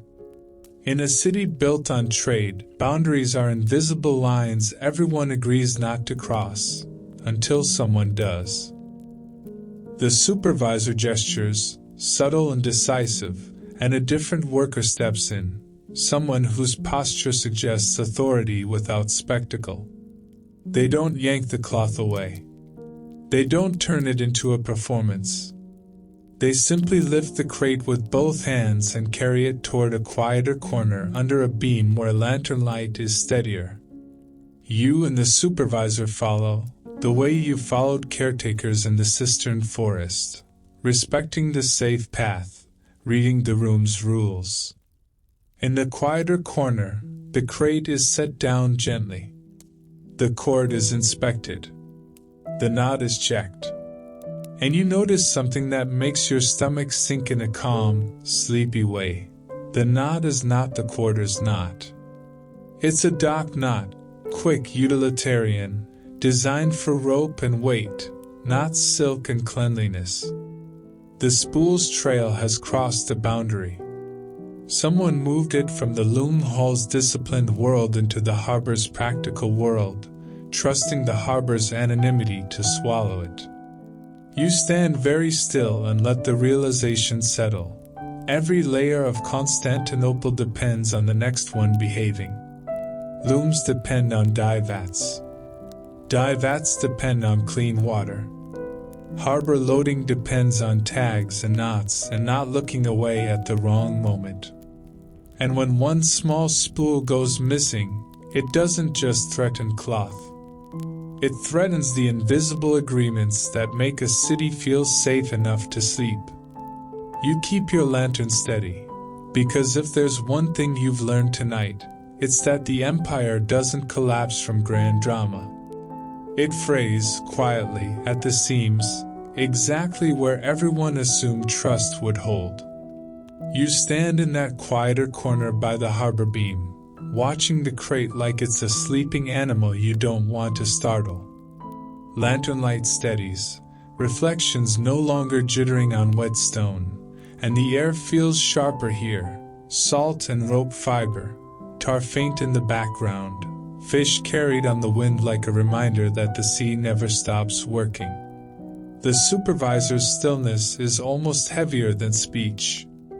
The ledger stays tucked close, thumb still marking the line that insists the missing spool is accounted for somewhere in a world that's suddenly proving how easily, accounted for, can be a fantasy. The worker with authority checks the knot again, then loosens it with careful fingers. Not rushed, not theatrical. The cloth lifts in slow folds, revealing the crate's contents like a quiet confession. Inside, you see a rounded shape wrapped in fabric. The fabric is clean, but the folds are tight, too tight for ordinary goods. Whoever packed it wanted no movement, no sound, no accidental glint. The worker unwraps another layer and your breath catches, not because you're shocked, but because your body recognizes what it's seeing, a spool. Not large. Not dramatic. Just a smooth cylinder with thread wound precisely, and in the lantern light the thread gives a faint metallic shimmer that is almost shy, as if it knows it shouldn't be here. Gold thread. The supervisor's eyes narrow with that same mathematical tension you saw in the supply room. No anger yet. Just the cold recognition of a system breach. The authority worker examines the spool's tag, if it has one. The tag is missing, or torn away cleanly. Another quiet sign, this wasn't a mistake. It was a decision. Before anything else can happen, the night shifts. A gust sweeps in from the Golden Horn, carrying a heavier wind, damp and urgent. The harbor lamps flicker in unison for a heartbeat, then steady again. Above the water, clouds thicken, swallowing what little starlight remains.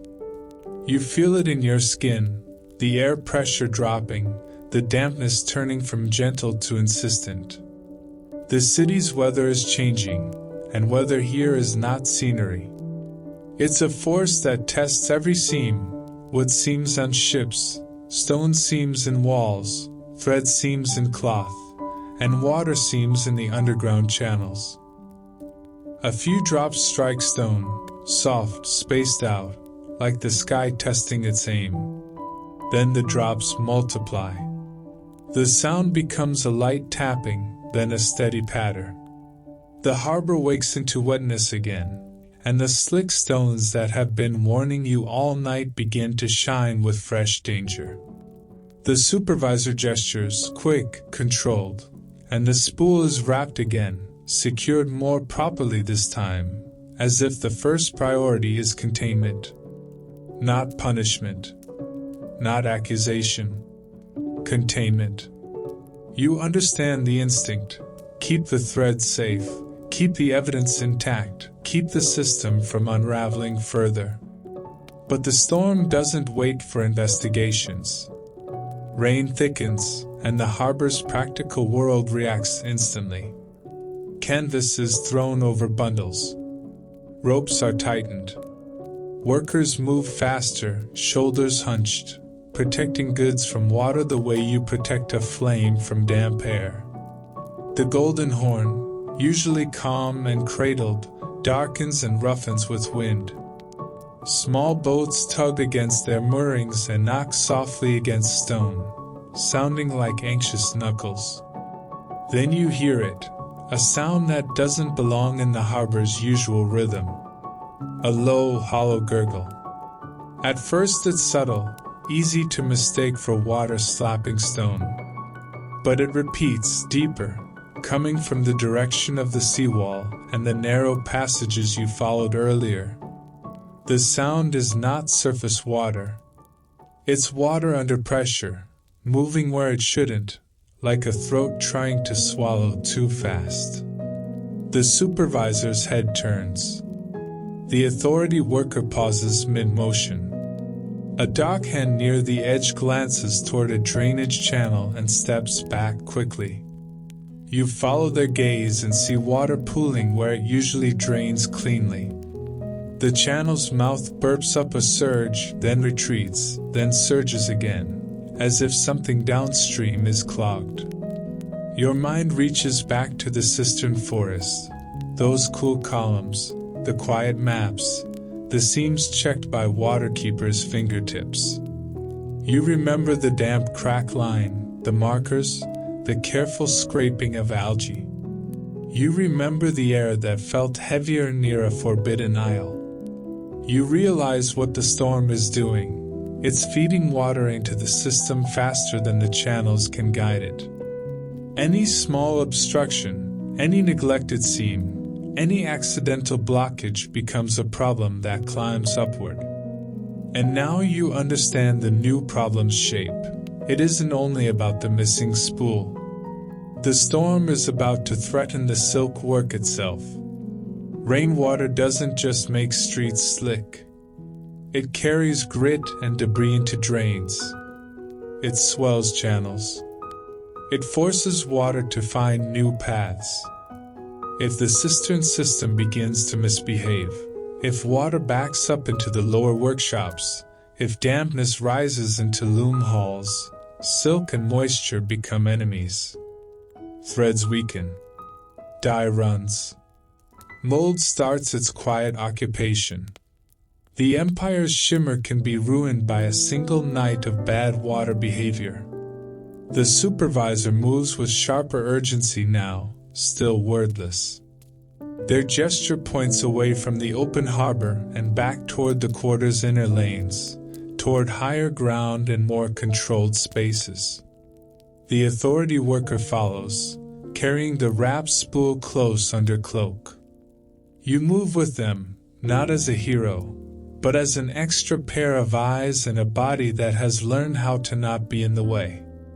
You climb through wet lanes, rain tapping on stone, lanterns shimmering through a veil of water. The silk quarter has already begun its storm routine. Cloth is pulled over racks. Doors are shut. Basins are moved away from thresholds. Workers lift bundles onto higher shelves. The air becomes thicker, steam mixing with rain coolness, turning every surface into a potential hazard. You pass a dye courtyard and see a worker rushing to cover a vat. A slip there could spill color into runoff, staining stone and draining into channels, polluting water routes. Everyone's movements are faster but still controlled, like a dance performed under pressure. Your small problem arrives again as footing. The rain turns the stones into mirrors, and you step wrong, just a fraction, feeling your ankle threaten to protest. You catch yourself by widening your stance, bending slightly, letting your weight settle instead of fight. You don't panic. You don't flail. You've learned the city storm language. Be steady, be low, be careful. Ahead, a doorway opens into a workshop where skeins hang and looms hum quieter now, as if the cloth itself senses danger. The supervisor and authority worker enter, and you follow, shaking rain from your sleeve. Inside, lanterns burn steadier, and the sound of rain becomes a softened hiss against roof tiles. The supervisor gestures toward a back area, storage, perhaps, or a route toward the seawall passages. The authority worker unwraps the spool just enough to confirm it's still intact, then secures it again. Trust, you realize, is being repaired in two directions at once, reclaiming the missing gold thread and protecting the systems that let silk exist at all. And somewhere beyond the walls, in the dark under the city, you imagine water rising between columns, drip, drip, drip, turning into a faster, anxious rhythm. The Cistern forest you walked through, so calm, so patient, is now being tested by weather, by pressure, by the city's need. The storm has taken a small theft and turned it into a larger question. Can Constantinople's hidden heart keep breathing when the sky decides to press down hard? You step deeper into the workshop's steadier light, and the rain outside becomes a soft, relentless hiss. The looms have quieted, not stopped, just slowed into a cautious rhythm, as if every thread is listening for dampness. Silk is brave only when it stays dry. The wrapped spool of gold thread is tucked farther in, away from the door. That problem is contained for the moment. The larger one is still moving under stone. You see it in the way workers keep glancing toward thresholds and floor drains, in the way basins are lifted higher without anyone admitting worry. A soaked runner appears, silent, and still pulls the room's attention downward, toward the seawall passages, toward the places where water is supposed to behave. The supervisor answers with clipped gestures, and you're guided out into lanes that slope toward the city's hidden seams. Rain turns every cobble into a mirror. You move fast but careful, stepping like the stones might repeat your dockyard lesson. The lane tightens into an inner passage beside the seawall. Water runs along the gutter in thin streams, gathering grit and straw, funneling it toward drains. Tonight, the flow is too big. At one drain mouth, water backs up and shivers, surging in small pulses. Each pulse makes that low gurgle again, like the city clearing its throat and failing. A waterkeeper is already there, lamp held low, hands calm. Brush the lip, feel the curb seam, peer into the throat as if pressure has a shape. Another keeper slides a thumb along a familiar crack line. The thumb comes away wetter than it should. You understand the shape of it. Rain is feeding the channels faster than they can guide it. Somewhere downstream, a narrowing forces the flow to push back, and when water pushes back it looks for weakness, junctions, seams, low points. The silk quarter is a low point that cannot afford to be. A small gesture gives you a job. Hold your lamp here, angle it into the drain, keep the flame steady. You open the vent a touch, remembering the cistern lesson. Light is not decoration right now. It is information.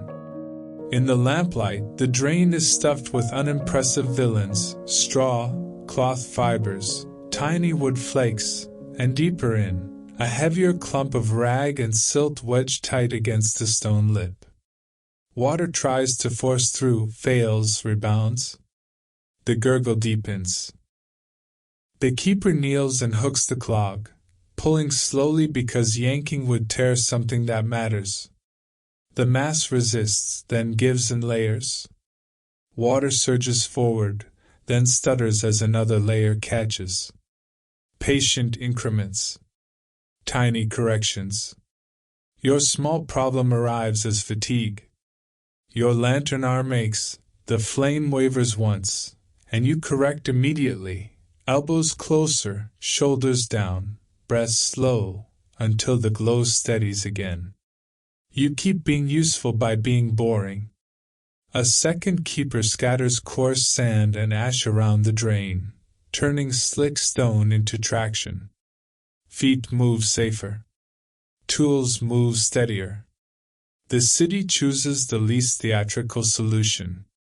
At last the keeper frees the final section, and water finds its line. It rushes through with low relief. The gutter stream thins. The pulses stop arguing. But fingertips return to the seam, reading a lingering pressure beneath. One choke point is cleared. The system is still strained. You're guided along the seawall to a plain service opening, iron ring, stone cover, nothing ornate. The cover lifts. Cool air rises, mineral and old. You descend into damp steps and lamplight. Down here, the drip rhythm has changed, faster, less patient. Water runs higher in the channel beside the path. The keepers follow quiet maps. Scratches at a junction, a notch at a seam, markings you recognize now like a word learned in the dark. At a bend, a side channel overflows slightly, water licking over a low curb and wetting the path. Not dramatic, but enough to creep towards storage rooms, enough to rise into foundations, enough to threaten looms above with slow ruin. The keepers lift a small stone plug from a relief opening and reroute pressure into a deeper conduit. The sound shifts immediately. The ugly gurgle becomes a smoother rush. The channel level drops by a finger's width, then another. The overflow retreats. You hold the lamp close while one keeper presses fibrous packing into a tiny gap and seals it with resin that smells faintly of the dockyard. Proof that ships and cisterns share the same fear, water taking the wrong path. When the flow steadies, the dripping begins to regain its older patience, as if the cistern forest is exhaling again. You climb back up into rain that now feels like weather, still wet, still insistent, but no longer winning. Above ground, the silk quarter has not gone silent. Under cloth covers and steadier lanterns, the work continues. Shoulders loosen by a fraction as news travels and gestures, drains clearing, pressure eased, floors staying dry. Looms resume their fuller rhythm, clack, thump, whisper, sound returning like a heartbeat you didn't realize you'd been holding. You glance at your sleeve's faint dye stain, at the grit underfoot, at the water streaming where it's supposed to stream. The city stitches itself back together tonight with sand, hooks, seams, and quiet maps. Tiny repairs made before disaster can become a legend. and you help without grabbing the spotlight, which might be the most Constantinople thing you do all night. The rain eases into a steadier, less aggressive rhythm, still falling, still present, but no longer pushing like it has something to prove. The gutters keep flowing in obedient lines. The drains stop burping their low complaint. And in the silk quarter, you can feel the collective posture shift by a fraction. Shoulders drop, jaws unclench, hands return fully to their work without that extra tightness that says, "Please don't let the floor turn against us." You walk back through lanes where cloth covers hang like temporary roofs over racks and doorways. Lantern light glows through wet air, making halos that soften the world into something almost gentle. Steam rises again from vats, meeting the rain-cooled air and turning courtyards into warm fog chambers. Everything smells clean and used: damp stone, hot water, fiber, a faint trace of resin. Somewhere behind a doorway, a loom's rhythm grows more confident: clack, thump, whisper, like a calm heartbeat resuming after a scare. You feel that sound settle your own nervous system. It's ridiculous how easily you can be soothed by repetitive work sounds, but then again, the cistern drips did the same thing. Your brain, it turns out, just wants proof that systems are still functioning. The supervisor leads you deeper into a more sheltered building where the air is warmer and the floor drier. The wrapped gold spool rests on a low table under steady lanterns. It's no longer missing. It's recovered. That is a different kind of word, one that implies restoration, not just discovery. No one announces a punishment. No one stages a lesson. The city doesn't handle problems by lecturing in public. It handles them by sealing seams and tightening routines. The workers here move with renewed care, checking tags, readying knots, adjusting storage placements. The theft has become a reason for maintenance, not a spectacle. Then, in a corner that feels more domestic than industrial, you notice food. Not lavish, not ceremonial.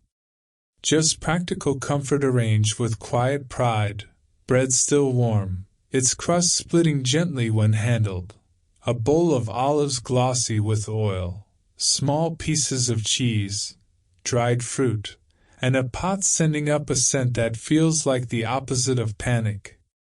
Someone has put out cups, simple clay, because work doesn't end just because the weather gets dramatic, and people still need to be human. The locals welcome you into this moment without making you the center of it. A hand nudges a cup toward you. Another hand indicates the bread. No words. No performance. Just inclusion by proximity. You sit where there's space, careful with your wet sleeves, and let the warmth seep into your fingers. The clay cup is hot, steadying. You sip something simple, perhaps warm herb water, perhaps slightly sweetened tea, enough to make your throat relax and your chest loosen. The first bite of bread feels almost unfairly comforting. You chew slowly, as if the act itself is a kind of repair. Around you, people continue small rituals of work and recovery, wiping tools, hanging cloth to dry, checking that floors stay clean, making sure the spool remains secured. The recovered gold thread rests like a quiet verdict. Not shouted. Not dramatized. Just present. Your mind, wandering in its sleepy way, draws a line between the city's worlds. The cistern keepers use sand and plugs and seam packing. The dockyard workers use grit to dull pitch and keep feet safe. The silk workers use clean water, controlled heat, careful knots. Different materials, same philosophy, prevention, correction, calm. A subtle signal moves through the room, an easing that says the immediate crisis has passed.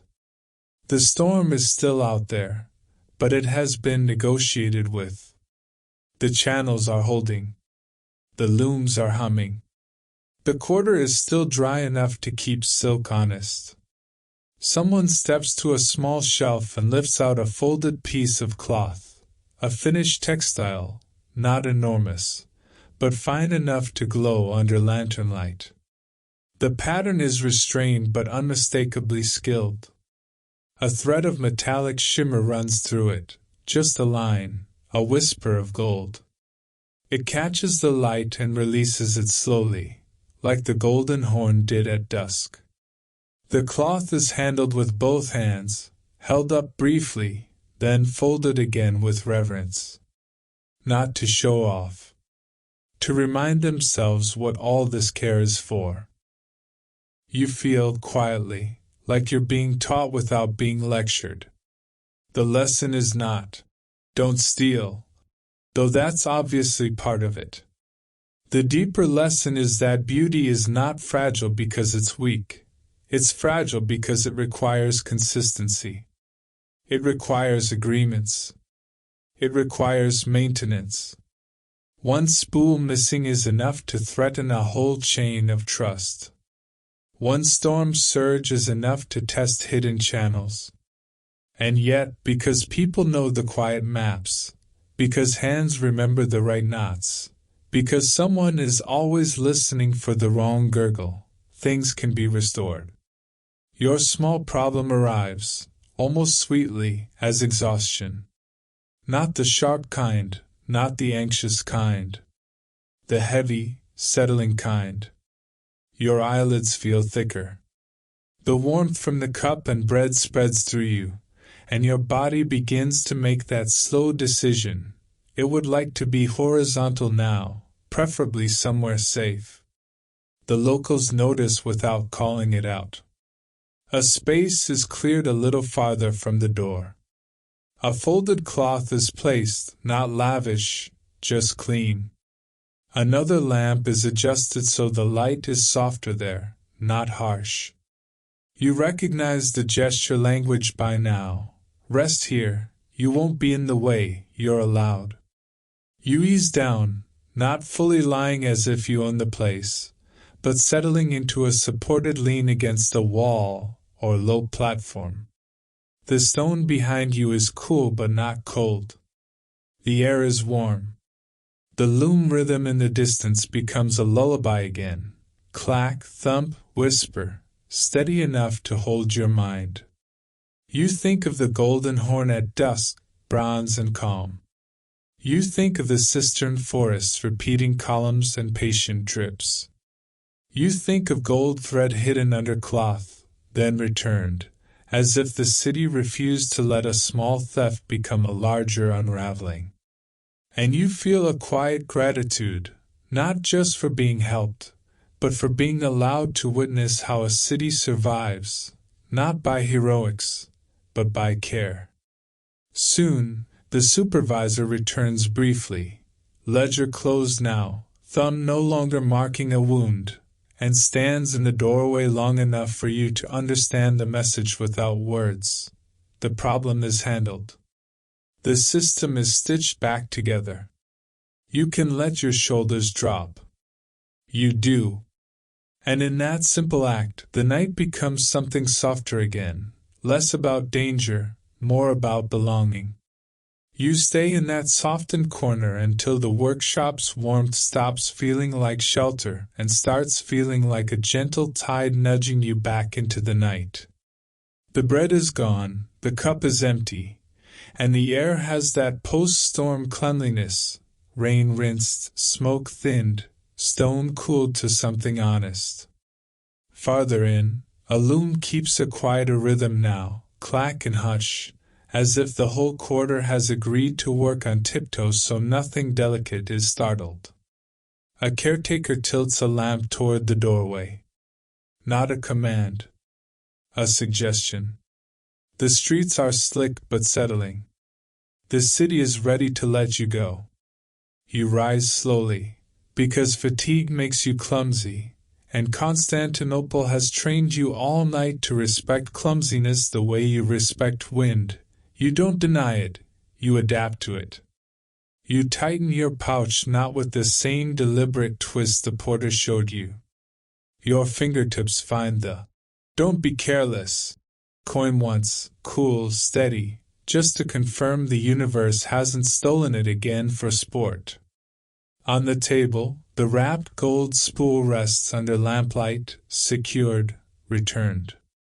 The supervisor passes it with a brief, exact glance, then moves on without ceremony. The quarter doesn't celebrate recovery with noise. It celebrates by continuing to function. Outside, rain still falls, but lighter now, more tapping than shoving. Water runs neatly along the gutters, obedient again. The drains don't gurgle. A few workers check cloth covers, lift hems over puddles, and scatter grit where the stone shines too dangerously. Tiny corrections made early, so tomorrow doesn't become a problem with a name. You drift downhill toward the Golden Horn and feel the city's sense reorganize. Steam fades. Salt returns. Tar whispers from the dockyard like an old acquaintance. Lantern light stretches on wet stone in long, sleepy streaks, and you choose the duller patches where grip lives. You pass shuttered arches where the spice market had warned you earlier. Even closed, the stone keeps a memory of turmeric and pepper. You pass a corner where smoke once caught your lungs, and you notice you're breathing carefully without thinking. At a small landing, a boat waits, rocking gently. You don't know if it is the same ferry from earlier, but it feels like it, patient, practical, ready to carry tired bodies without judgment. A lantern lifts just enough to show the step down is safe. You board with care, placing your foot where the light tells you, and the hull steadies beneath you like a calm hand. The oars dip, and the Golden Horn receives you with that sheltered calm it keeps almost stubbornly, even after weather. The water is darker now, heavy with night, but lantern reflections still tremble across it in soft ribbons. You watch the seawall slide past, the same stones you walked beside, the same plain openings that hid cool air and old routes. Somewhere beneath, you imagine the Cistern forest standing in its patient rows, drip, drip, drip, returning to a gentler tempo now that the pressure has eased. The ferry glides, and the city rises around the inlet, rooftops layered, domes dim, windows puncturing darkness with small, warm squares. You think of the loom hall's disciplined clack, the way gold thread caught light and released it slowly. You think of your sleeve's faint dye stain, softened into a private mark, and you almost smile at how one tiny drop taught you to blot instead of panic. You think of pitch on your sole, dulled with grit, and how embarrassment can be sealed the same way a seam is sealed. For a moment, Constantinople feels like a single organism you've been allowed to walk through. Water stored below. Wood shaped at the edge. Spice measured under arches. Silk reeled, dyed, woven, and guarded by order. All of it held together by invisible agreements, and people who do not need applause to do careful work. The storm tested those agreements, and the city tightened them in the dark while you learn to slow your breath and stay out of the way. The boat nudges another landing with a gentle bump. You stand, steadying yourself on the rail, then step off onto wet cobbles that gleam like mirrors. You walk along the water's edge one last time, letting the harbor set your pace. The Golden Horn lies open beside you, still glowing wherever light touches it, still holding reflections like it doesn't believe in wasting anything. Above, domes and rooftops blur through lingering mist. The city's noises soften into a low, living hush, rope slaps, distant footsteps, the occasional creak of timber. You stop and let your breathing match the inlet again, slow in, slow out, the way you did when you first arrived and didn't yet know how much the night would teach you. This is the farewell Constantinople offers, not a grand wave, not a speech, just a steady continuation of itself. The locals you met, the woman warning you off slick stone, the hand offering water, the worker shielding you from smoke, the shipwrights saving you from pitch, the waterkeepers reading seams, the weavers raising a palm before you touched what mattered, they don't gather to send you off. They return to their rhythms, and that is their blessing. You turn away before you can get sentimental enough to slip. You carry the coin, the softened stain, the memory of columns in darkness, and the loom's heartbeat in the distance. And as the lanterns stretch into longer, sleepier reflections, you let the city fade behind your eyelids the way a story fades into a dream, still present, still shimmering, but finally quiet enough to rest. The boat's wake smooths out behind you, and the harbor becomes a single dark sheet again, stitched with lanterns. You let your eyes half close gently, not as a decision, more as a kindness you allow yourself. The city keeps working in the mist, water moving through channels, ropes tightening, looms breathing. But it all sounds farther away now, softened, as if thick cloth has been laid over the world. You imagine the Cistern forest one last time, columns standing like patient trees, water holding every reflection without judging it. The drips slow back into their old rhythm, each drop arriving on time, each ring widening, touching another ring, then dissolving. You imagine the gold thread safe in its wrap, resting the way tired hands rest when they know the seam is sealed. You imagine your own small proofs of the night, the coin, the softened stain, quietly tucked away, not trophies, just reminders that your breathing stays slow, deep, and even. The air tastes faintly of salt and rain, clean as a reset. With every exhale, the city's edges blur, the domes melt into shadow, the seawall becomes a single line, the lanterns stretch into long strokes on the water. Nothing chases you. Nothing demands another task. The night is finished teaching for now. If your thoughts try to sprint again, you let them. You don't wrestle them. You simply watch them pass like boats along the Golden Horn, here then gone, leaving only a small ripple that settles on its own. Your shoulders sink. Your jaw loosens. Your hands unclench. And when you finally drift, it feels simple. Like stepping from wet stone onto a steady deck. Like choosing the safe patch of ground. Like letting the city hold itself, while you are allowed to be held. End of story. Sweet dreams.